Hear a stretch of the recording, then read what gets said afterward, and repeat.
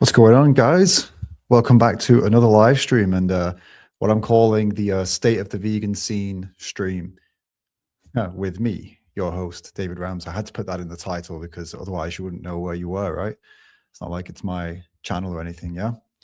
But yeah, hope everyone's doing good. And today what we're going to be doing is going to be diving into like what's going on in the vegan scene. We're going to take a look at some people's debates. We're going to take a look at some videos. We're going to take a look at some posts across social media, Instagram, Facebook, Twitter, obviously here on YouTube as well. And the idea is we're going to just kind of see what's going on really and get a grip on things, take the temperature, let's say, of the vegan scene itself and yeah, get into it and see what's happening and give some feedback maybe where it's necessary and where we feel like it's something we should talk about. We can discuss it with you guys. And actually, I should mention as well, you guys are going to play a big part of this too, because I have somewhat of a plan, but ultimately, what you guys decide kind of goes. So if you want to go one direction, you want to take a look at some specific thing, then we'll go and take a look at it. Within reason, of course. There's some things that we're not going to waste time on. Obviously, you've got to put some limits in there, and there's a lot of drama in the world, and so we're going to try and avoid this sort of silly drama stuff. But if there's something interesting that's also dramatic, we'll get into it. We'll see. You'll be able to take the temperature on me and see where I'm at the more we do this. But yeah, this new concept, this new idea, I think it could be pretty cool. So let's give it a try. I see we got Pia in the room. What's going on? We've got Marcus in the room. Hey guys, how you doing? How you both doing? Hope you're doing really well.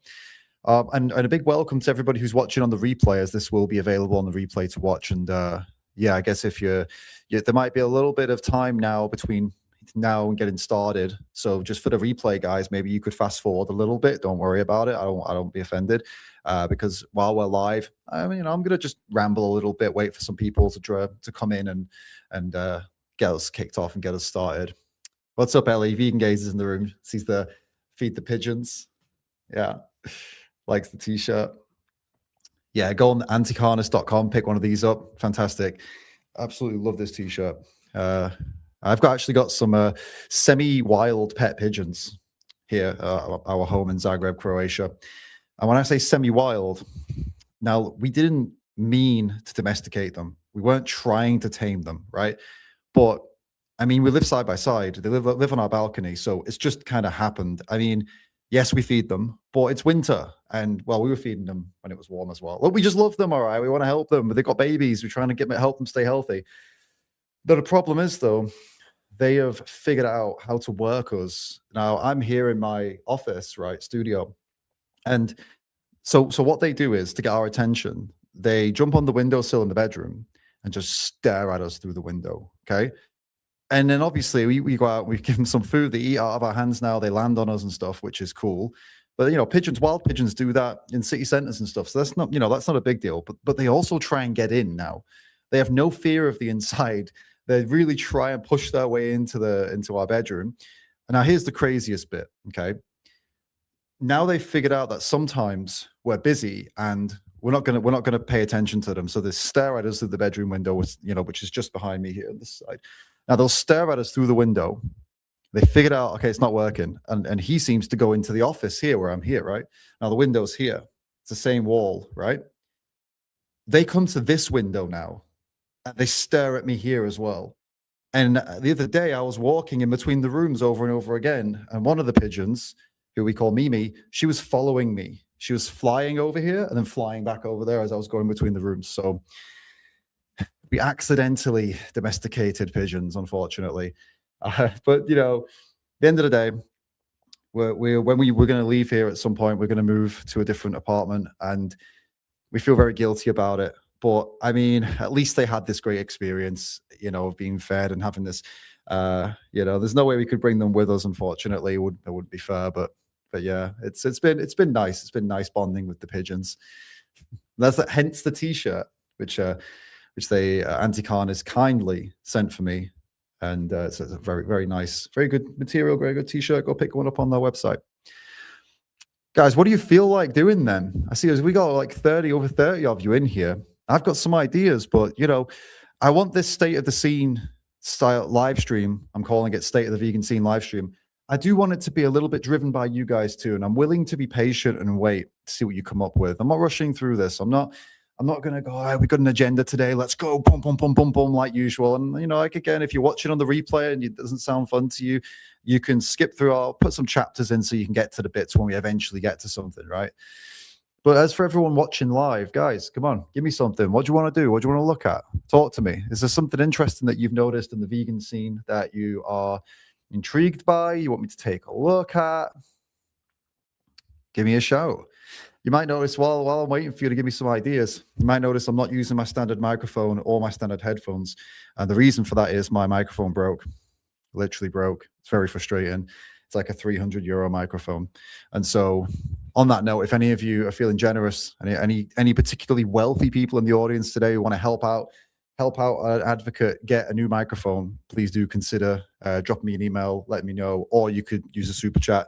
And of course, the Streamlabs tip options here as well. But yeah, give me a shout if anyone's interested in helping with that, because I do probably need to buy another one, which sucks because to get it repaired would end up apparently. Anyway, I'm not getting into the technicalities of it. Not great, but I guess it works anyway. And I have to use these because my big headphones will block out all the sound, and I'll be shouting when I'm talking to you guys. So yeah, just an FYI for you there. We got JP and Julia in the house, waiting in a restaurant, waiting for food, and the signal's awful, but they'll keep it running. I appreciate the support. We got Sean, Makash, I will make India, USA, one country, one day. Good luck with that. It's a big goal. Soy Daddy's in the room.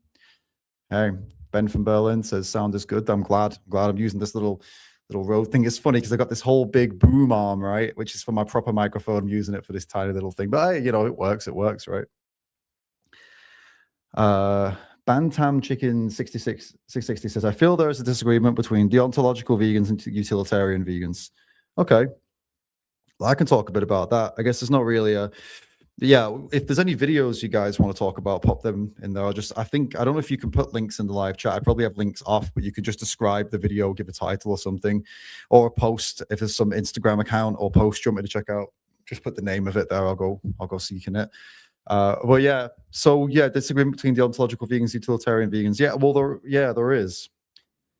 There's a lot of animosity in between various groups in the vegan movement, which is it's a real shame because when I brought this up, I had the interview with Tobias Leinart, who came on the channel. One second, I just got distracted. Ellie's telling me there's something wrong with the mic. I'll tell you what I'll do this. That should fix it. There shouldn't be any plosives anymore. Does that still sound as good, guys, or is it muffled and weird now? I'm wondering if that works.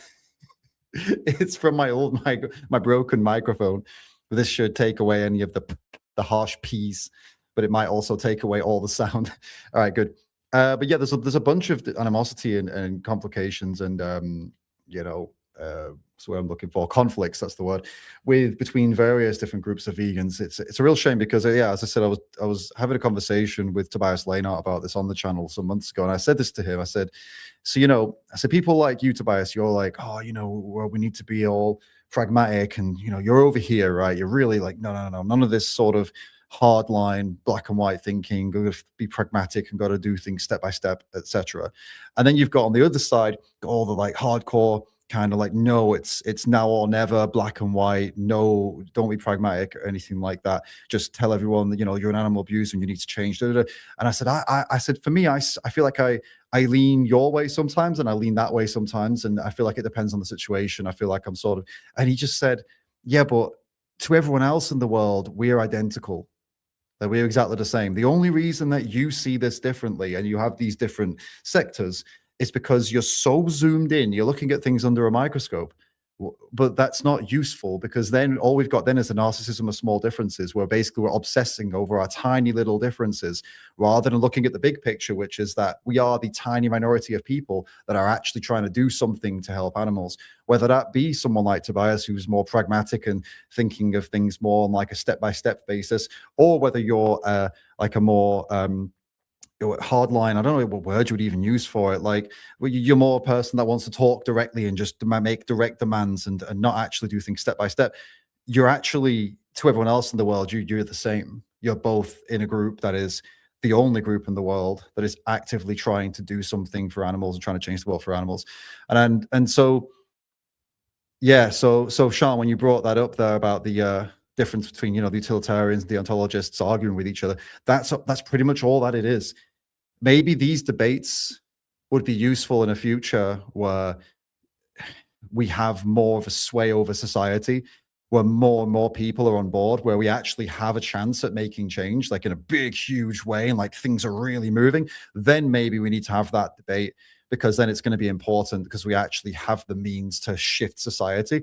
But while we're still building, which is ultimately, let's be honest with ourselves here, animal advocacy, animal rights, vegan movement, it's very much in its infancy still. And I know it's been around for a long time. And I know obviously for us, it's our entire world. So it feels huge, but ultimately it's really not. And we've still got a lot of building to do and a lot of foundation building and a lot of getting the public on our side to do before we start having these intricate, tiny debates about differences of kind of moral systems between the vegans.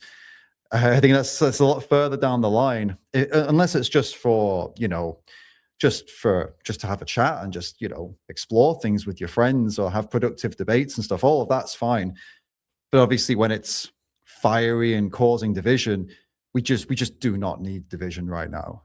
And we with the size of this movement, the impact that we have, which is really small in comparison to every other movement on earth, like farmed animal movement is tiny. We really do need to back off on the divisiveness and the things that are causing us all to fight, because it's we just can't afford to do it. Can't afford to do it. And I've been a part of it in the past as well, for sure. And I'll hold my hands up. I've definitely poured fuel on a lot of these fires, but not anymore. I try not to anyway. I mean, occasionally, sometimes you put your foot in it, right? But I'm trying not to do that as much anymore. And I would ask all of you to try and avoid that as well, if possible. Just always keep the big picture in mind and remember that even if you have disagreements, these people are the only people that you have. There's no one else. The movement is so small. So just try and keep that in mind. What's going on, everybody? Who else we got in the room now? Race Lever's in. I'm sure it's going to bring a bunch of quite funny jokes and sarcasm. Yeah, you're very witty. Tufty VFTA, what's going on? No injustice lasts forever. What's up? Why are you guys talking about toes? If I missed something. My goodness. Well, all right. Dillian, what's up, mate? I haven't been here for a long time. I've not been here for a long time, mate. It's been a very long time since I've just hung out with you guys. The last thing I did, the stream I did was with Danny. We did the Raising Money for Kids in Ukraine stream, which went really, really well. We got, they bought so much stuff for them. It was awesome. Like a bunch of vegan chocolate, vegan candy.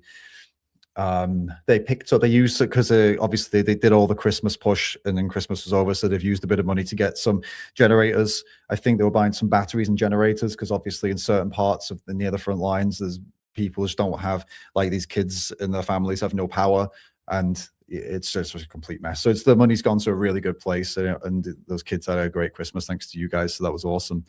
And yeah, but I've not hung out with you guys in a long time. I've not done a stream like this in a very long time. Been very busy. Doing some pretty demanding work that, for those of you who've been around for a while, more or less have an idea of what I've been up to, or at least there's something very, very big brewing in the background. And yeah, it is big and it is still brewing, and it just requires a lot of energy and time. And so yeah, I've not been getting around to the streams, but I'd like to. I enjoy these streams. I enjoy hanging out with you guys, reacting to stuff and putting the world to rights, right?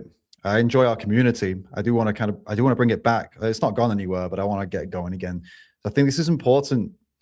I think it's important that we have a place where we can come together here and we can, with our shared interest and our shared passion for animals, and that we all have somewhere to go on a regular basis where we can just, express that and talk about these sorts of things and also teach each other something every now and then, right? Race Leader, David is correct. I'm very witty. See, David, I'm willing to agree with other vegans for the greater good. There you go. It's a great start. It's a great start. Good good chance to outline the big brewing thing. Maybe Tufty's asking. Well, the thing is, it's the big brewing project I'm working on. It has to remain confidential for the security, physical security, and less so, but the security of the project itself more so. It could cause us a lot of issues if we go public with it because of the nature of it. But yeah, it's a big optimistic project. It's been years and years in the making. It's had many different faces, which is what's taken it a little longer than we expected. But I'm sure once I come out with it and once I can explain it and everything, I'm sure you'll agree with me that it has been, well, A, worth the wait, and B, you'll understand why it took so long. It's it's a huge endeavor. It's the biggest thing it's the biggest thing I've ever tried to do for animals ever. My entire activism journey, my entire life. And so I need to make sure it's done right. Because this is, it's I've got one shot to get this right. And it has to be right. So yeah, just keep that. I'm going to need all of your help as well. You guys, and everyone are going to have to. You're not going to have to. You don't have to do anything, but I would ask you to really help with this because it can't fail. There's no option for it to fail. It's taken too long and it's taken too much out of us. And it's the animals need this to work, and so we need to make sure it works. So yeah. I'm sorry to be so vague, but just we'll bench that for now. But we will come back to it, of course, and I hope you guys are all ready for it. Now, since you guys are not giving me too many suggestions, apart from that one debate topic, I suppose, I will pull something up for us to react to. This is the state of the vegan scene. We're going to talk about what's going on in the vegan scene. Let's start with maybe some sort of, I don't know, some sort of debate. Should we start off with something with Earthling Ed, do you think? Maybe take a look at what he did a video a month ago. Let's have a look at that. Let's do it. I've not seen an Earthling Ed video in quite a while. So let's have a look what he's been up to. Meat Eater's arguments are more powerful, more powerful than a sponge. More porous than a sponge. Realizing arguments are fallible and maybe a little bit porous is a good way of reflecting on them as not being particularly strong. And I think that what we have now is a pretty porous argument. There's a few holes in there for dropping it again, porous. It's like a debate in a bloody thesaurus. Why can't I say that word right now? It's like debate in a dictionary. It's a bit spongy. The cornerstone of what you're saying is about spongy. Pleasure and sensory pleasure, and right, to others. I read for someone who go that we can go and you be in scan. Oh my god, this is such a long intro. Are you kidding me? Come on, Ed. 2 minutes before we even get to the video. Thank you so much for listening, and I really hope that you enjoy this video. Hi, Alex. I will when we eventually get to it. All right, here we go. Nice to meet you. My name is Ed. Today I'm at Dartmouth College. I have a banner that says, "Give me your best argument for not being vegan." You very kindly sat down, so thank you so much. But I'm interested to know what your response to that banner is. Yes. So my argument for why someone shouldn't be vegan is I think every individual should have the choice to make if they value their own utility they get by not being vegan over the costs, not only to themselves, but to the entire society. So I guess the way I would look at it is in terms of like buying products that are not vegan, I think there should be an implicit cost for the impact you're having on everyone else. So in terms of climate change, I think perhaps if there's like a tax of the impact that by consuming that stuff that you are having a negative impact on the environment, as well as the negative impact of the life that you have just taken and are consuming. How do you put a so to get this straight, he basically wants people to pay monetarily for making choices that they know cause harm to animals and other people via environmental destruction, which is ultimately what there's some governments talking about bringing in like a carbon tax, which is basically that, and what this does is it creates a situation where the wealthiest people in the world can just offset their bad choices, whereas the poor people can't. So what he's just described here, we take all the morals aside and just take away the fact that he's trying to put a monetary value on the life of an animal and saying, as long as you, I don't know, pay a certain amount of money so that you pay off your guilt, then it's fine. You can just slit their throat. Obviously, I don't think I need to explain to you why that is deeply, deeply disgusting and a horrible thing to say, and a really trying to intellectualize and rationalize violence to animals, right? We know that that's that. But what he's trying to get at here is yeah, if he got his way anyway, if we put that aside and imagine we just forget the moral bit and just put, okay, this is how we operate now, you just create a class struggle. You just create a society where everybody who can't afford to do those things doesn't do them, and then the kind of all of you, not just the meat industry. We're talking about meat here, but it could be applied to lots of other things. Flying, it could be applied to flying, it could be applied to, I don't know. Let's take it to like in a human context. What about if we say, well, actually, you know, murder is wrong, and we all agree murder's wrong, but if you can just pay a certain amount of taxation, let's say, or you know, pay off your guilt, let's say, or maybe if you donate, for example, if you could donate $1 million per murder, and that $1 million goes towards helping people out of poverty, then I think, you know, your utility that you would get, like if you really enjoy murder, as long as you sort of pay your price and help people in poverty, then it's totally fine. And what he's basically going for here is this idea of basically offsetting. He's trying to offset the bad with money. And then again, that creates a very violent society, right? That can justify violence with money, and also creates a society where the rich get the green light to do whatever they want. So it's a really bad. I'm sure it'll explain all of that as well. A value on that? That is an incredibly good question. I think putting value, you would need to get a panel together most likely to decide how do you value an animal life in comparison to a human life, because I think reaching a consensus is impossible amongst everyone. What do you think?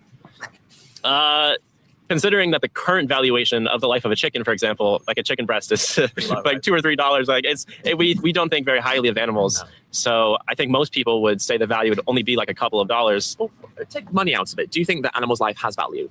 Absolutely, yes. And what do you mean by that then, when you say absolutely yes?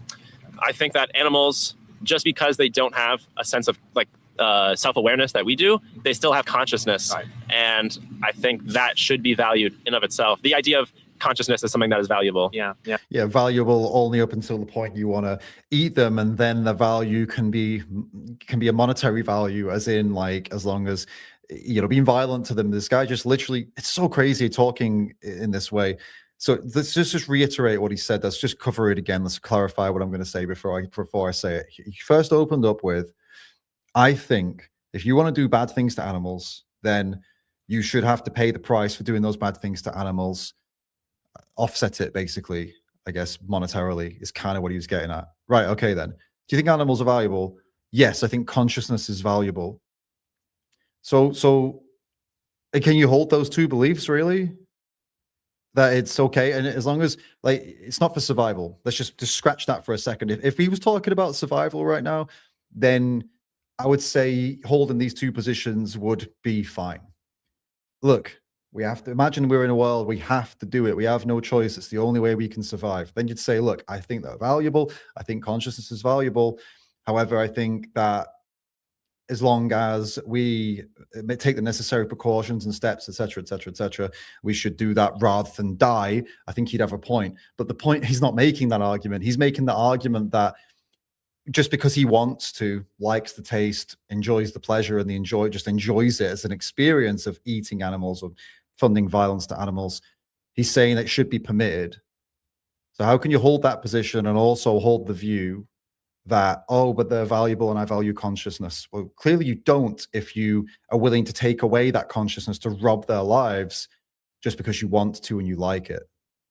Right? He's not making much sense. Yeah. With that in mind, then, why aren't you vegan? Because I think the value that I gain by eating products that have meat is greater than the benefit of the life. Sure.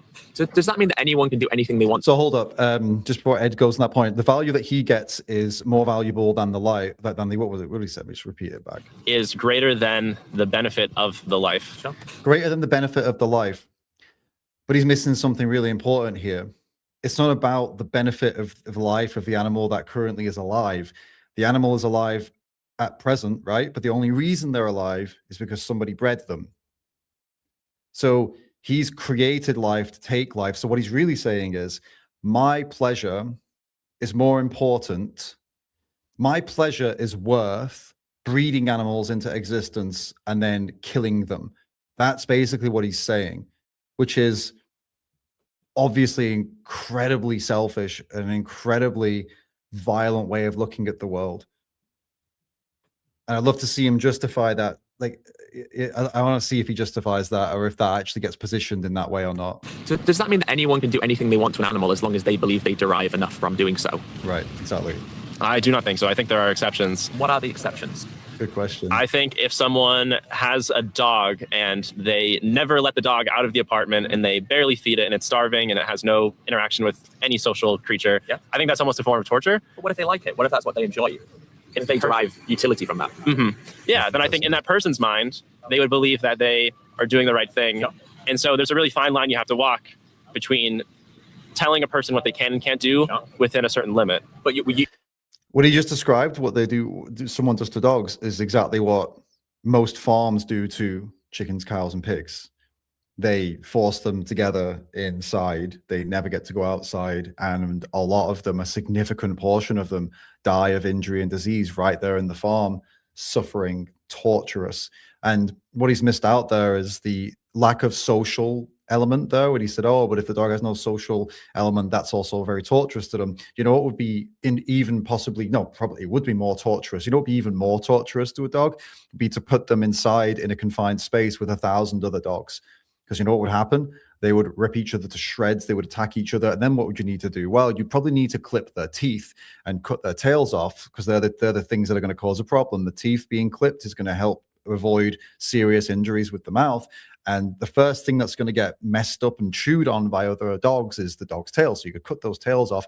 And then obviously you're going to have to try and stop them from trying to breed with each other. If they're all males, then they're going to try and hump each other and stuff, and you're going to have aggression there as well. So best thing you could do there is also castrate them. And for those of you who are a little sharper, I suppose, or have kind of twigged on what I'm saying, this is exactly what they do to farmed animals because of what I've just described. When you put thousands of animals in a barn, which is the way most animals are farmed, because factory farming provides 90 to 99% of the world's animal products. When you put thousands, even tens of thousands, sometimes 30,000 plus animals in one place, this is the sort of stuff they do. They start attacking each other. They've got various behaviors, psychological issues that come from that. And so what do the farmers do? They clip the ends of their beaks off. They clip the pig's teeth, cut their tails off. They mutilate them and castrate them and all these things so that they can, not for their own welfare, it's just so they can minimize the profit loss. Because obviously if these animals are killing each other, injuring each other, they lose money. So what this guy is describing there is what he wouldn't want to happen is exactly what he currently funds. So again, completely inconsistent. But hey, at the end of the day, a lot of people don't even know this. The guy needs to know this. This is the thing. If he knew, and if he was shown, just maybe he would say, well, actually, yeah, I would draw the line there then. That's not something I would consider, I wouldn't want to support. You would not want them to stop doing that because they derive utility from torturing the dog? I would say that I think as a society, as a global society, we need to draw a line between what is and what isn't acceptable. Because right now, we haven't really defined animal rights as a society. It's quite, especially country by country, there's a lot of variation. Yeah. But why wouldn't killing them be crossing the line? Because of the implicit history that as humans, we've relied on eating both meat and, being a carnivore, being an omnivore, carnivore/herbivore. I think we have the ability to change and kind of drive away from that. But I think historically, it's something that has driven a lot of humans. Great. So it's like a fundamental part of who we are. Well, it has. Isn't it interesting how the guy started off with a really philosophical kind of pseudo-logical statement that sounded like, oh, maybe he knows his stuff. Maybe this guy knows his stuff and debate, formal debate or something. I don't know. He said something a little different at the beginning, didn't he? Talking about utility and stuff and made himself seem a little intelligent. And look what happened just a couple minutes later. And now he's just basically saying, well, we've done it forever. Our ancestors did it. It's like, man, wouldn't the world be a much better place if people said what they meant and meant what they said, rather than sort of doing all this tap dancing around and trying to sound intellectual, when actually what they really want to say is, I really like eating burgers and just what I grew up with. My mom told me it was fine. And I'm trying to come up with intellectual sounding arguments to justify it. But ultimately, I just don't want to change, which is pretty much where a lot of people are at. And that's fine, by the way. It's fine to, I'm not saying it's fine to not change. I don't think it's fine to not change, but it's fine. It's fine to have that feeling of not wanting to change. Every vegan in here felt that way, didn't you? Every one of you, when I'm sure when you had the first inkling, the first little thing you heard about animals and kind of judgment of your lifestyle that you felt judged, I'm sure every one of you was like, well, I don't want to look further into that. You know, you get that twinge of like, I don't really want to change, you know. We've all been there. And then what happens? You keep going, you keep learning, and then you keep facing the truth because you're not a coward, right? You're none of you here are cowards. You're the complete opposite. Everybody in here, every vegan in here, I consider you to be the bravest people in the world, because it's so easy to run away from the facts. It's so easy to turn your face and turn your head away from the truth and what happens to animals and all the footage and all of the data we have and everything. It's so easy to turn away because all of the industries make it so easy for you, all the meat industry, dairy industry, egg industry, and you know, your governments and the media and advertising, all of it makes it so easy for you to just say, no, I'm not gonna look into that anymore, and to just, you know, just run away from it. But you didn't. Now, what happens when you do run away from it and when you basically refuse to face the reality of it and you tell yourself lies and you listen to people who tell you pretty advanced and interesting lies and interesting ways of trying to wriggle around and kind of get around the vegan arguments? Well, then you end up with this guy. But ultimately, again, his arguments are the basic ones that most people have when they don't want to change. And he's dressed them up a little bit to make it seem like they're more smart than they are. It has been, but does that mean that we should continue? Is something morally justified just because we've done it for a long time? No, there are lots of examples of history being awful, and we shouldn't continue. I think we should learn from history to move forward. So why appeal to history in this situation?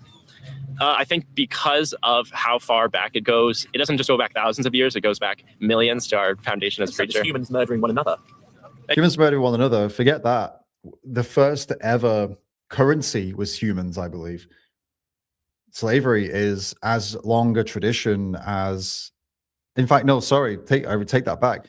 Slavery is a longer tradition than animal agriculture. Obviously, humans hunting and gathering is not the same as agriculture. I'm pretty sure domesticated animals and agriculture came either around the same time or after slavery, human slavery, right? So by his logic, human slavery, I can double check it. 1 minute. What came first? Animal ag or human slavery? Let's have a look. Okay, it says ag came first. It wasn't long after that slavery came. So more or less the same time.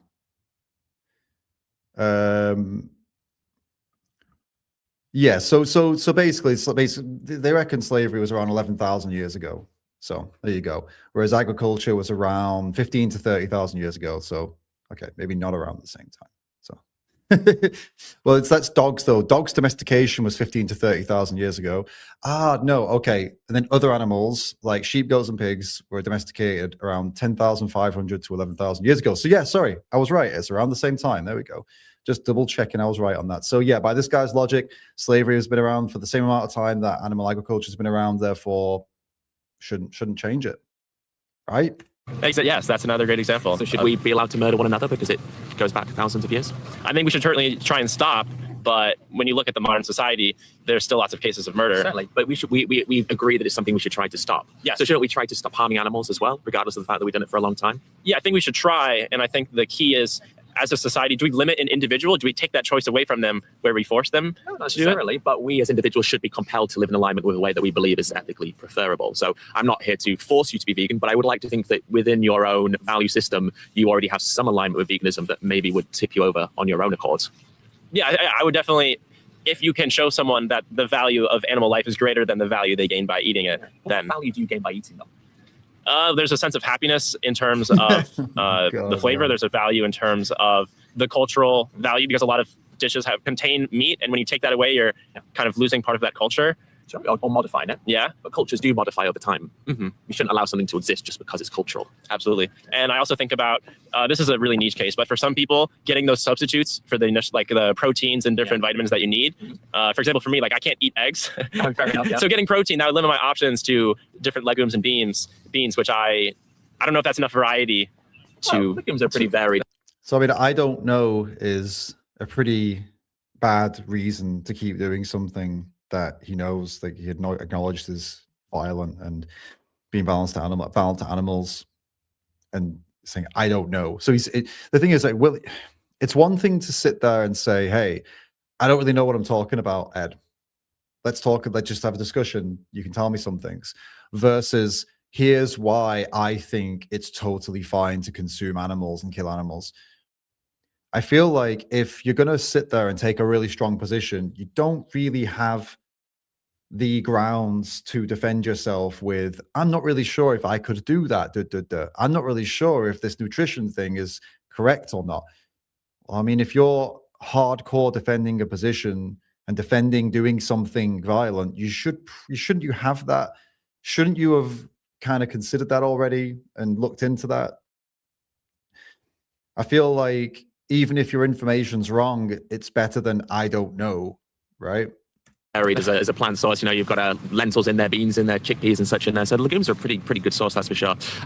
When I say even if you're wrong, I mean even if he got incorrect information and he thought it was correct, putting forward some information is better than to show you actually tried to look into it is better than saying, I don't really know if I could do that.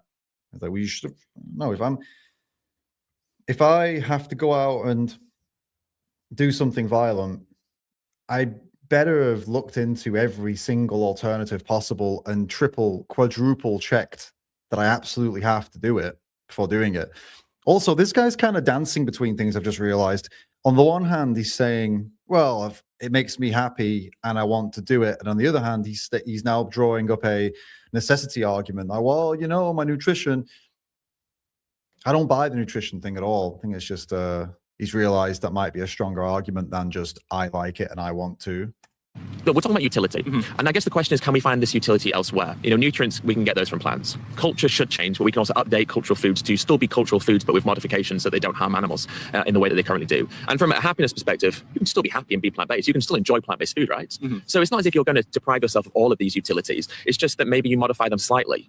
So does that, because now what we're saying is the slight difference, the differences in those utilities is what's justifying doing everything that we do to animals, not the utility itself, because those utilities can still be found in a plant-based diet. So it's just those slight differences now. That's what we're using to justify everything that we do to an animal. Yes. Do you still believe that to be the case? Can you reframe the question? Can you say the question again? Yeah, he zoned out because Ed gave him a little bit of a monologue, and people tend to glaze over if you monologue at them. It's really hard when you're sitting in the debate chair like this. Actually, with my last video, you guys probably saw where I had the troll. When I went back to him and confronted this troll, for those that didn't see it, basically a troll came along to our event and he was laughing and like really hysterically laughing at the animal violence we had on the screen. So I had a talk with him and he trolled me for about, I don't know, it wasn't that long. I found out later that he was actually doing some sort of prank and he had a camera. So I went back and confronted him. And that conversation that I had with him then, I watched it back when I was editing it, and a good chunk of it was me monologuing, right? And I realized, I was like, oh man, like I've not really engaged him in a couple points here. And I'm bored watching myself. I mean, I know I agree with what I'm saying, and I'm sure you guys would have agreed with what I'm saying, but I realized that, yeah, I monologued quite a bit. And if this video is going to get viewed by people that maybe don't want to really stick around, we have to make it move faster. And so, yeah, I fall into that trap sometimes too, monologue, which is fine when we're on stream like this or a podcast. I think it's absolutely fine. But yeah, if you're in a debate or discussion with somebody like this, you're trying to get a free flow of points. Yeah, the monologuing makes them glaze over and also can lose you. I feel like it can lose you people watching as well, like unbiased people watching. But I guess it all depends on your goals. Let's say happiness, which is basically taste enjoyment, right? Because nutrients, for example, we can get all the nutrients we need from a plant-based diet, so there doesn't need to be a compromise there. But let's say happiness, because let's say that you enjoy eating meat 30% more than you would eating a plant-based meal. You know, let's say you have a spaghetti bolognese and you enjoy the beef mince 30% more than the lentils or soy mince, right? Now what we're saying is that everything that we're doing to these animals is because of a 30% taste difference. Because you can still derive happiness, it's just maybe you derive 70% as much happiness compared to the 100%. So now we're just everything that we do to an animal for that difference. Yes. Is that what you believe to be true? That is what I believe to be true, yes. Okay. So the problem there is, if I may be so bold, is that anyone can justify doing anything to an animal, therefore, as long as they themselves believe the utility or happiness they're getting from that makes it justified. So using the logic that you're using, anything can be done to an animal as long as the individual perpetuating that harm is comfortable with it themselves, right?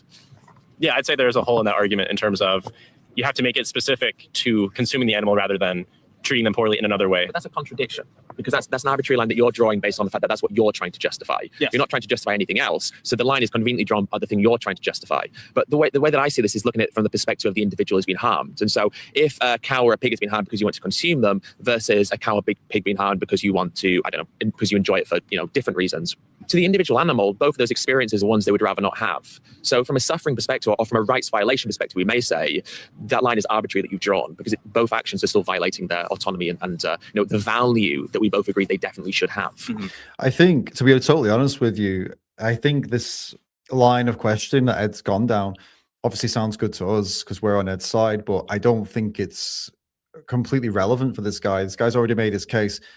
I don't think he particularly cares about the experience of an animal, which is why he's saying that as long as he gets enjoyment or someone gets enjoyment, then he's happy with it, right? And he doesn't mind. I don't think he knows animals have subjective experience. He knows animals have personalities and he knows they're conscious. It doesn't move him. And so I think with someone like him, I don't know how I would go about it. I guess I would try and I would ask him, does he believe the same for humans? That's one thing I would like to ask him. Does he think that if someone derives a certain amount of pleasure from hurting other people, then does he think that's okay? And he'll probably say no. I'll ask him why. And I think then we'll get to the crux of what he really, really believes. Because I think he's got two choices. Or he's got a couple choices. He would either go down the religious route and say, well, we're made in the image of God, that's why. Which is one way, but I don't get the impression this guy is super religious. Or he would say something similar, like we're superior to them. And then you just have to go down the route of, okay, in what ways then? And if he says, oh, we're smarter than them, then obviously, as we know, intelligence isn't a good measure on whether it's okay to hurt a conscious being or not, sentient being or not. Because we don't do horrible things to people who aren't very smart just because they're not very smart, right? It's something more than that, isn't it? We acknowledge that they feel pain and they can suffer and they have personalities and a will not to be harmed. And that's why we don't harm them. We have empathy. We respect them, even if they're not very smart. And we go down all these different roads. Well, it's just because they're not human. Well, that's a genetic argument. That's a eugenics argument. Well, you were born with the wrong DNA, so therefore I get to hurt you. Is that really the argument he's making? I feel like you might want to, I feel like with this guy, because of the way he's speaking, it's probably possibly a better angle to just kind of take down his logic as opposed to trying to appeal to his better nature, because as far as I can see so far, he doesn't seem to have a better nature. He doesn't really seem to consider animals as worthy of like proper consideration beyond whether he makes him feel happy or not, which is pretty wild. I don't know, if I encountered a guy like this in the wild, it might be quite a short conversation, because I probably see it as a bit of a waste of time, to be honest with you. But let's see if Ed gets anything good out of it. Yes, it's an arbitrary line to draw between consumption versus other uses. Exactly. So you recognize your argument is arbitrary? Yes, it is arbitrary. Yes, yeah. I recognize that. But then that's not a good argument then. Okay. Yeah. I still stand by what I said, but this is really good as well. Good on you, Ed. Good one.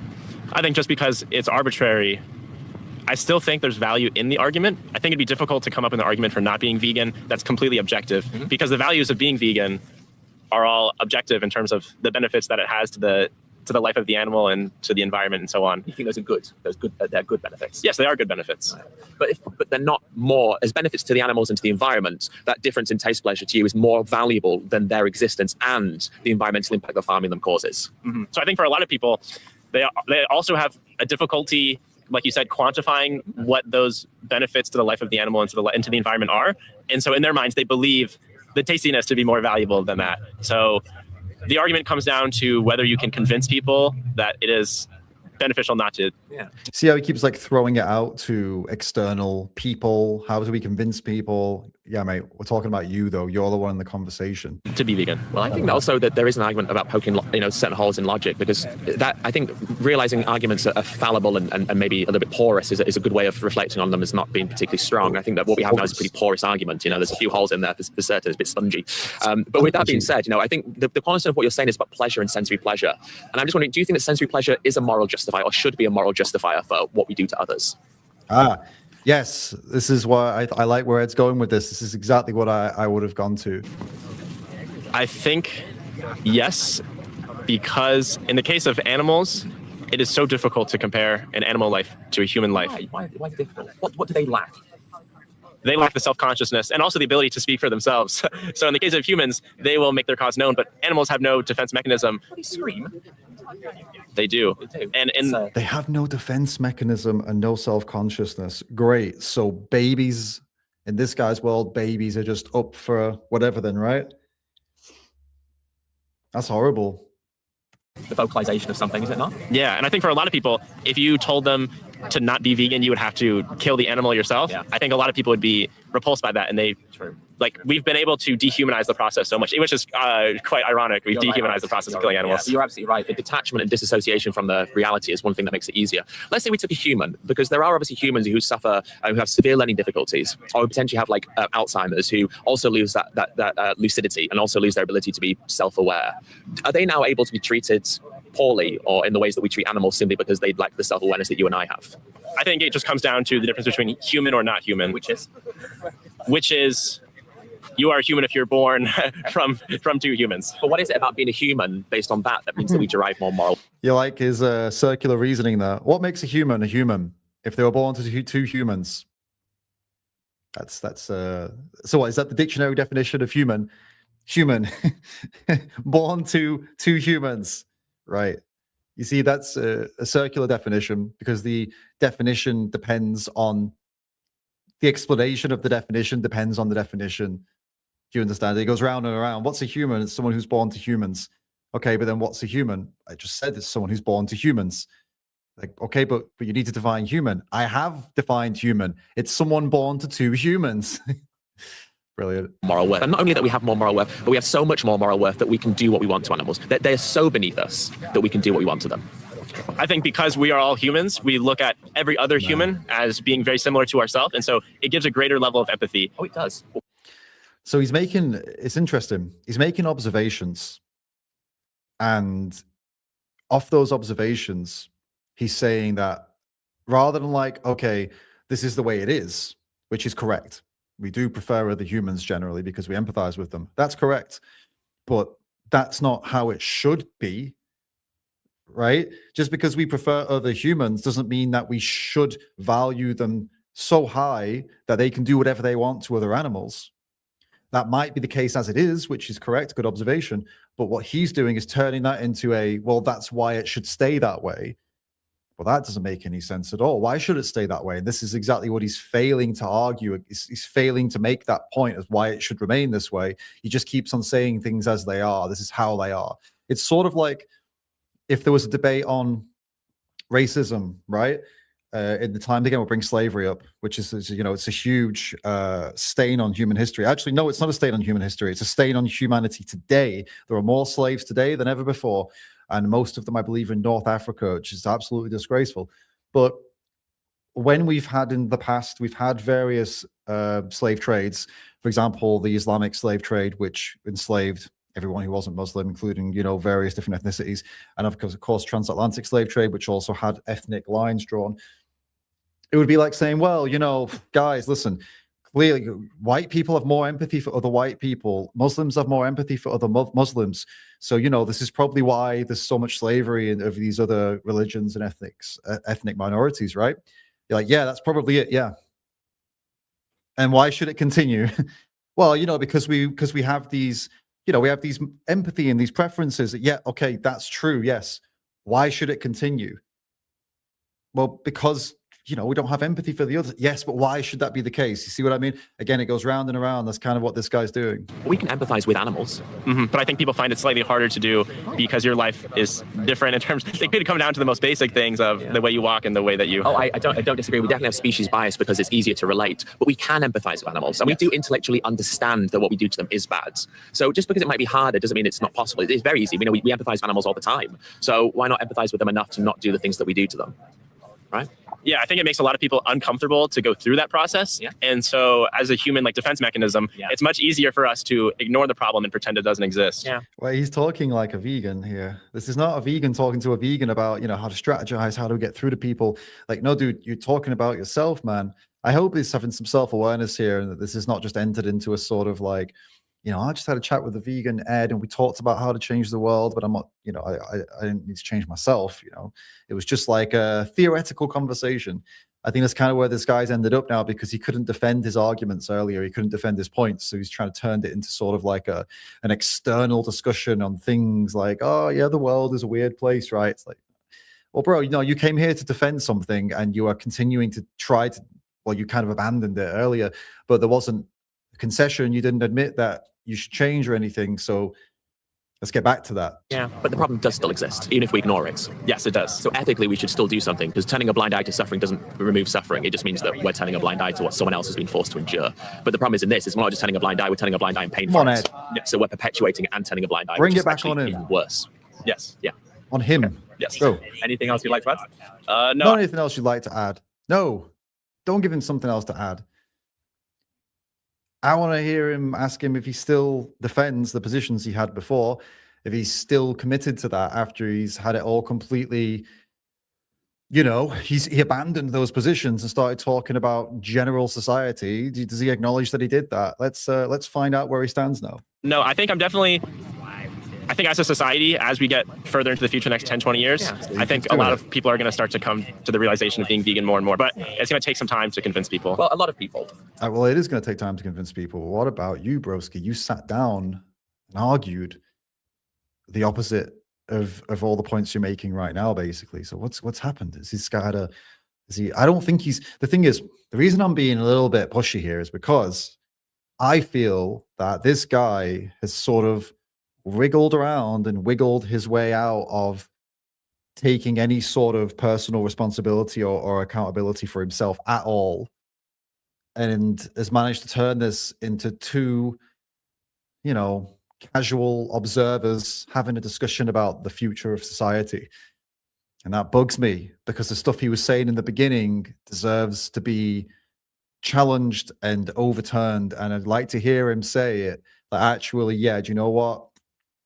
I think I've changed, I'm going to think about this. I'm going to probably make some changes. And I think, I feel like my points weren't very good or whatever it is, I don't know. Undeniably. But why don't you just give it a go? Hold up, Callum. Why are we hating on Ed today? Did somebody hate on Ed? Who hated on Ed? Did I hate on Ed? Help me out, guys. What's going on? Is it just, oh my god. Oh my. All right, here's how I'll make it right. Look, listen, I want to be no Ed hater over here, okay? Like, I'll light a candle and pray to vegan G1, even mildly disagree with an Ed interview. No, that's not me. That's not me, guys. I would never dream of it. I would never dream of it. No, but being real though, I'm analyzing the discussion and speaking about what I would do if I were there. And what tends to happen with these discussions, and when we're here, we're doing these little analyses on other people's activism, is it's very easy to spot things that maybe they didn't spot in the moment. And also, we're all different people, right? It'd be a boring stream if I just stood here and said, hey, Ed's awesome. Hey, how great is Ed? Hey, do you know what? I would do exactly what Ed did from start to finish. I don't disagree with him on anything. I love all of this. Would you guys not be bored with that? Come on. We gotta have some diversity of thought in the movement, haven't we? Not try it. Yeah, over the summer, I went wolfing. I went farming in Ireland and Scotland. Oh, is that right? And a lot of people that I live with, my host families, did not eat meat. Wow. So I just... He went doing what in Scotland and Ireland? Let it go. Why not try it?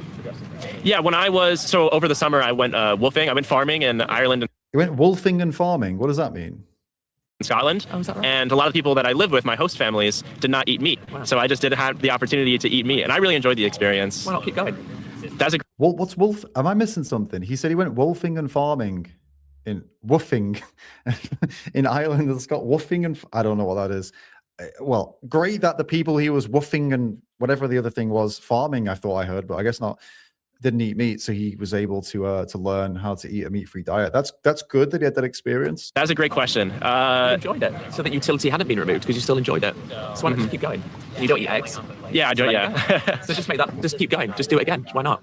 Yeah, I'm definitely open to it. I think there's something like intangible about meat consumption that a lot of people, I don't think they can describe what it is. I don't know what it is, but it's the reason why so many people eat meat. I don't know. I think what you're alluding to is actually something quite interesting, which is that, look, we've spent like 15, 20 minutes together, so I don't think that you're going to sit down and spend a very small amount of your life with me and then totally change your paradigm. You're 23, you said, so however long you've been alive, it's a lot for me to expect that 20 minutes is going to change 23 years of your view of the world or view of animals. But I think the thing you're talking about isn't necessarily something intangible about meat, but I think it's something that's in us, which is maybe like a reluctance, because if we were to accept the things that we've been talking about to be true, then it means one of two things. We either bury our heads in the sand and deal with that uncomfortableness, or we have to make a change. And making a change is very daunting. It's quite scary. Changing habits. The self-help community has written more books than they needed to about changing habits because it's something that we struggle with quite a lot. So I think that there's just an inherent, there's just something in this that makes that seem a bit challenging. So I think just simplify it down. It's just each day that goes by, you're going to commit to being vegan. In the same way that when you're in Scotland and Wales, each day that went by, you didn't eat meat and you also didn't eat eggs. I'm just saying, do that thing again, but also just take out the dairy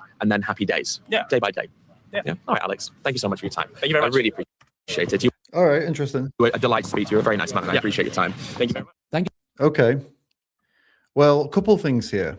I think that, look, okay, how am I going to put this? If you say absolutely disgusting, violent, horrible things behind a smile, you're still saying horrible, disgusting things behind a smile. Okay. I think that part of me feels like this guy didn't get enough of a pushback, okay, like a strong pushback against some of the pretty horrible things he said early on in this discussion. He just basically straight up said, I put my pleasure and my good feelings above violence to animals because I get the good taste out of it, and this is just more important to me. And he said it with a smile, and he basically deflected to talking about society and stuff. And I feel like I would have liked to have seen a little bit more of a I would have asked him, do you not see how that is like a very, very self-centered and frankly quite disturbing mindset to have towards animals with personalities and feelings and the ability to feel all sorts of pain, and then see what he said. And I'm happy that we got the conversation part where he was talking about, okay, well, do you think that about humans? And here, why not? This was great. I think this was great. But yeah, he's a nice guy, but don't let that fool you. The things he was saying were pretty disturbing. Put it this way, I've met people who were really not very nice to talk to, but they weren't deeply bad or nasty people. Like they were rude, or maybe they called me a name, or maybe they were abrupt or angry.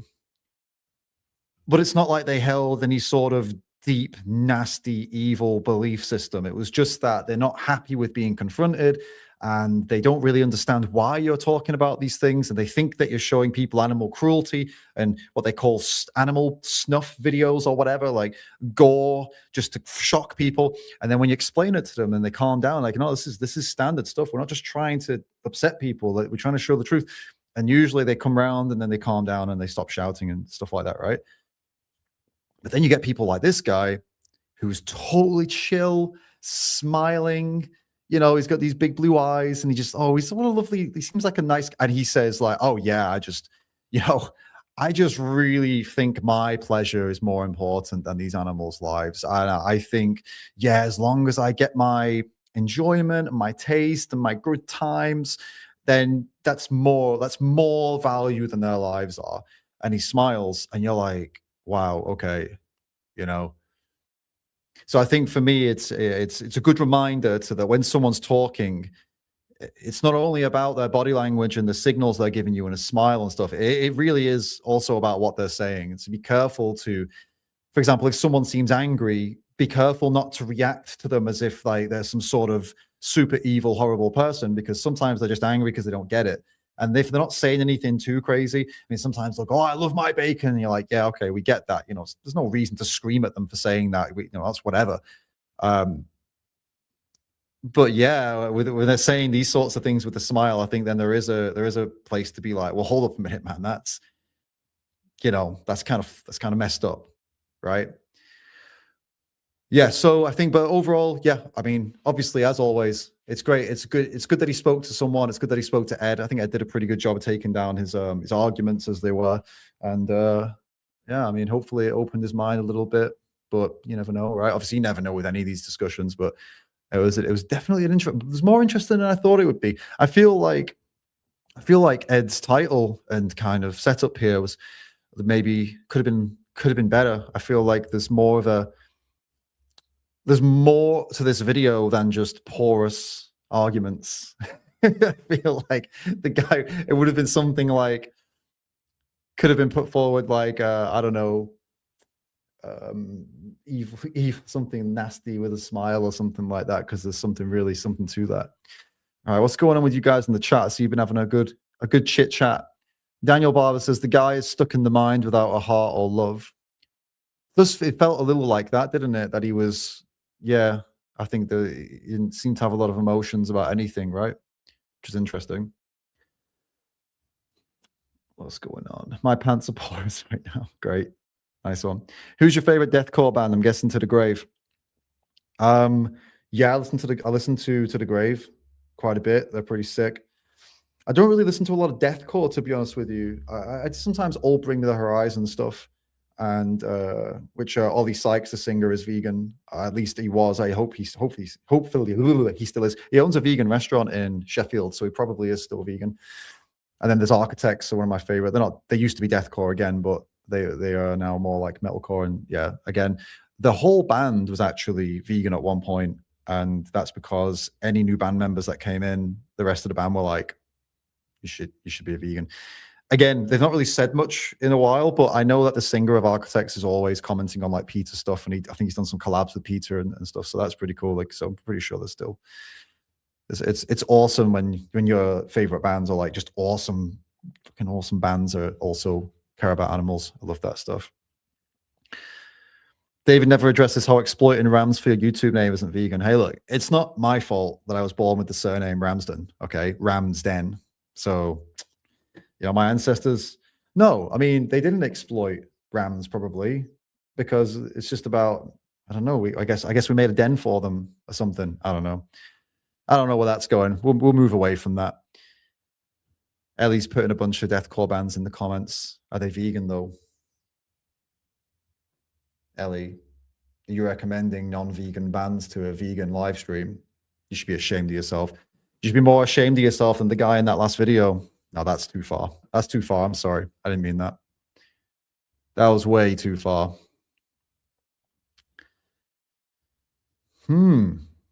Let's go over to Instagram and let's have a look what's going on the gram while I try and make my hair look not weird because it's like mirrored and I'm whatever. Let's go and look on Instagram because you know something we've never done here before. something we've never done here before is we've never watched like reels together. And I thought this could be pretty cool because Danny makes a lot of good reels, doesn't he? Do you guys watch Danny Ishay's reels?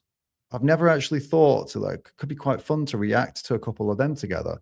You know, state of the scene, like what's going on in the scene, what kind of stuff is kicking off, what kind of stuff is getting a bunch of views right now. And Danny is one of those accounts that is getting a bunch of views. He's getting a bunch of attention, isn't he? I'll show you. For those that don't know what I'm talking about, been living under a rock, you don't know Danny, you don't know the grand, famous Danny Ishay. I'm making fun of him because we are good friends. But yeah, he's the Instagram vegan Jesus of making videos that make vegans laugh. Basically. We could check out he's just posted one here.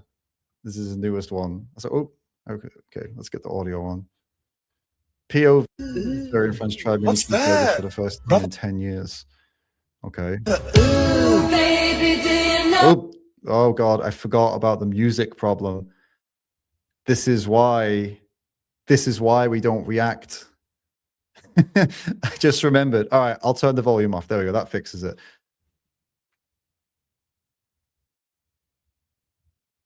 Nice. Good. Yeah, it doesn't really work the same without music. We're gonna have to abandon that idea. Oh, I didn't even have it on the screen. Oh well, it doesn't matter. We're gonna abandon that idea anyway because the music is gonna kill everything off. Can you dub over the music by singing? No, it won't work. It won't work. I'm sorry about that, guys. I had such a great idea to go and react to some reels, but no, we can't do it. It'll get the stream down so quickly. They're so fast. YouTube is so fast on this stuff. The second there's like 5 seconds of a song that's copyrighted, they go, oh no, your stream can't be played in 100 countries or whatever. And you're just like, oh my God, that's so annoying. We're gonna have to stick to YouTube. We can go look at Twitter and stuff as well, but we can't play anything with music in it. Actually, again, I'll go back to you guys again, because remember, oh, okay, there you go. Race Lever just came in with a point. I was about to ask you to give me some sort of topic or something you want me to go and check out or talk about, because state of the scene, you guys are the vegan scene. So if you've got stuff that's on your mind, you tell me what's on your mind, and I'll see if we can talk about it. Because hey, I've got my ideas. Earthling Ed, what's he up to? Joey, what's Joey up to? What's Twitter vegan up to? What's Reddit vegan up to? Stuff like that. Yeah, but you know, what are you guys talking about? What are you guys interested in? So Race Lever's just asked me, get into the B12 as a psyop argument. Maybe I can put the comment on when I'm talking about one of your topics. I think that would be where is it gone? There. Okay. And then someone else, Narcissistic Penguin, says, would you do call-ins on live, debate some people on stream? So actually, I'll answer your question. Yeah. So yeah, whenever I ask people to call in to debate, they never do, ever.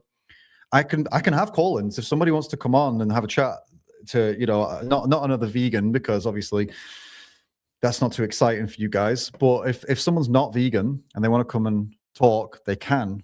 But yeah, they won't. I'm telling you, they won't. They can message in here and we can sort it out, but I'm telling you, they won't. So I'm always open to that. I did a 24-hour live stream, guys. 24 hours live stream. And I put out a week before, I was like, everybody in the world, listen, I'm doing a 24-hour live stream. Call in. I promoted it. I did the stream. Not one person would do it. Not one person would call in for a discussion or debate on veganism. I got a bunch of guests, obviously, but no one who wanted to debate, you know, or oppose veganism, which was, after that, I was like, right, I guess the only way to do it is either Discord, kind of like live debates, maybe Twitter. They have the kind of debate stuff there, but no, it doesn't work just doing a call out. Anyway, let's talk about the B12 thing. So the B12 is a psyop thing. Now, a couple of YouTubers have covered this. I also have a plan to talk about this with Dr. Matthew Nagra. and I'll get him on for a podcast to go into it. But ultimately, this whole thing, it's not that big. First of all, it's not a big topic. It's not like it's it's all over the movement and it's super, super urgent that we talk about this. But just for those that don't know what's going on, there was a small kind of fringe group of individuals, and one of these people has written a book, and the whole concept of this book and the claim is that vitamin B12 does not exist. It never existed. It's a complete fabrication of the imagination, and it is something that's been sold, and it's all about making money. They say it comes from toxic sludge. There's zero evidence that B12 has ever helped anybody, ever. All of the evidence that's out there is not true. Every doctor in the world is lying or has been lied to, and all of the science is completely backwards and wrong, and it's all just a massive global conspiracy to get people to buy B12.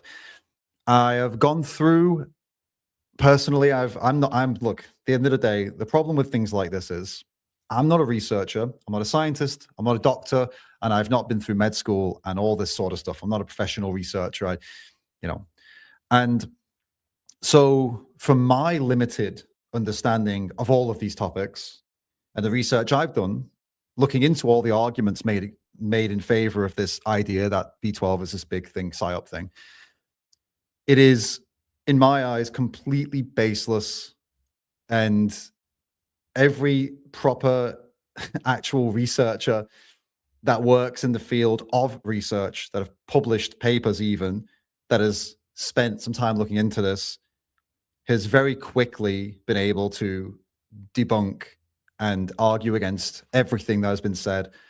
Now, I don't know why there's a thumbs up popping up. That was weird. That was strange. I've got some thumbs up thing turned on. Okay. That was fun. And I could do that with my hands. Anyway, so yeah. And from what I've done my own research and from the people I've spoken to, yeah, it's quite easy to argue against and discredit everything that this book has said and everything that the people who represent this point of view have come out with. Now, for those of you that are still skeptical and you want to know more on it and you want to go into it, I would love to tell you that the author of the book, the author, the godmother of this whole movement, I would love to tell you that after writing all this book, making all these claims, that she has actually debated people who disagree with her and has gone out there and had some really in-depth, intellectual, research-based debates on this, okay? I'd love to tell you that that's true. Unfortunately, that's not true. And actually what's happened is she has refused outright to talk to anyone who opposes her, okay, by saying that they're brainwashed and that there's no point talking to them. And she will only do softball interviews with people who support her and agree with her.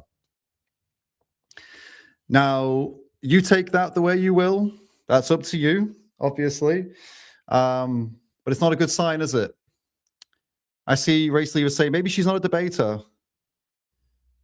If you write a scientific book making hundreds of scientific and historical claims on science and research, you have to be prepared to defend them in debate. This is the foundation of science. If you will not do that, you are no scientist, you are no researcher. You are someone making claims and refusing to defend them. This is science. Science is not science. The scientific method is not about making your points and looking for ways to bolster your points. The scientific method is the opposite. You make your points and you engage as much as possible with people who disagree to strengthen your points. She has done the opposite of that. She refuses to talk to anybody about it who disagrees, refuses to try and actually put her ideas to the test, which is the scientific method. This is why you'll see vegans in general, when we talk about veganism, we are very, very open to debate, and we're often asking people to come debate us, and we bring them in. Why? Because we back our positions and we sharpen our tools on the arguments of other people. And more often than not, when a vegan has actually done their homework and knows what they're talking about, they come out on top because we have the better arguments, we have the better logic, and so we are happy to debate, right? If you know, obviously there are some exceptions, like for example, would I debate some expert nutrition scientist who has some problem with the vegan diet? Well, that wouldn't make any sense because I'm not qualified like that. I would pass them on to someone like Dr. Matthew Nagra, okay? So obviously there are some exceptions. However, if I wrote a book all about vegan health and nutrition, and then I refused to debate or discuss it with anyone who opposed it, what does that say about me and my book and my claims, right? This is not the scientific method. This is not the behavior of somebody who actually fully backs and believes in what they're talking about. It's the behavior of somebody who doesn't want to be challenged for some very, very, very controversial claims they've made because they probably can't defend them. Now, this is not something, to be clear, I don't want to cause infighting, or I don't want anyone to go after these people or anything like that. These are all observations that I'm making, all right? These are all observations that I'm making. It doesn't look good for that side when they won't actually defend their ideas against people who are qualified and likely know more than them on the topic that they're trying to make massive, huge claims on. And we see this sort of behavior as well. Not saying that these people are bad people or anything like that, but we see this sort of behavior with a lot of people who make, you know, bogus health claims about veganism, actually, and the carnivore dieters and all this sort of stuff. They make a bunch of claims and talk about things like, I don't know, all sorts of crazy claims. And then when they get challenged to debate by someone who, like a vegan, like Matthew Nagra or a lot of other debaters, they refuse. They flat refuse, because a lot of those people, they're in it to try and make money, and they know if they get wrecked in a debate, then it's going to hurt their bottom line. I'm not saying that's the case for the B12 guys, by the way. I'm just saying that this is the sort of behavior that's kind of, there's a commonality there. So yeah, that's that topic done for now. Until, and by the way, I know I would love to see a debate between that side and, like, you know, the science and research side that oppose them, but it won't happen because none of them will do it. And so if you guys are watching this now, if anyone's watching this or listening to this who's on that side of this kind of B12 conspiracy thing, best thing you can do to back your side up, if you truly believe it, is accept the debate with someone like Dr. Matthew Nagra, who's a very nice guy. He's very reasonable. He's not going to make fun of you unless you make fun of him, right? So, you know, he'll go toe to toe, but ultimately he'll be very respectful and kind as long as you are, and you'll just get to the bottom of it all. So just do that.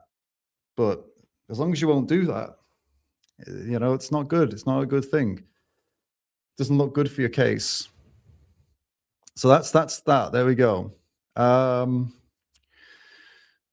Carnal is asking me about talking to Andrew Wilson on veganism. So Andrew Wilson, I don't know what else there could be to cover that's not already been covered with other vegans and debates with Andrew Wilson. From memory, the guy just basically reverts to animals have no moral value. I don't care about them. I don't care if people abuse them. I don't care if people want to torture them.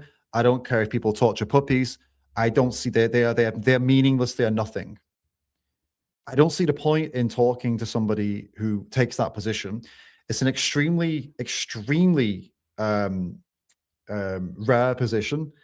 It's the position that's more associated with, like, sociopathy. It's a complete and utter denial of an animal's feelings and the fact that they feel pain and that can suffer. It's a complete and utter disregard for the suffering and life of other sentient animals. What debate is there to be had there?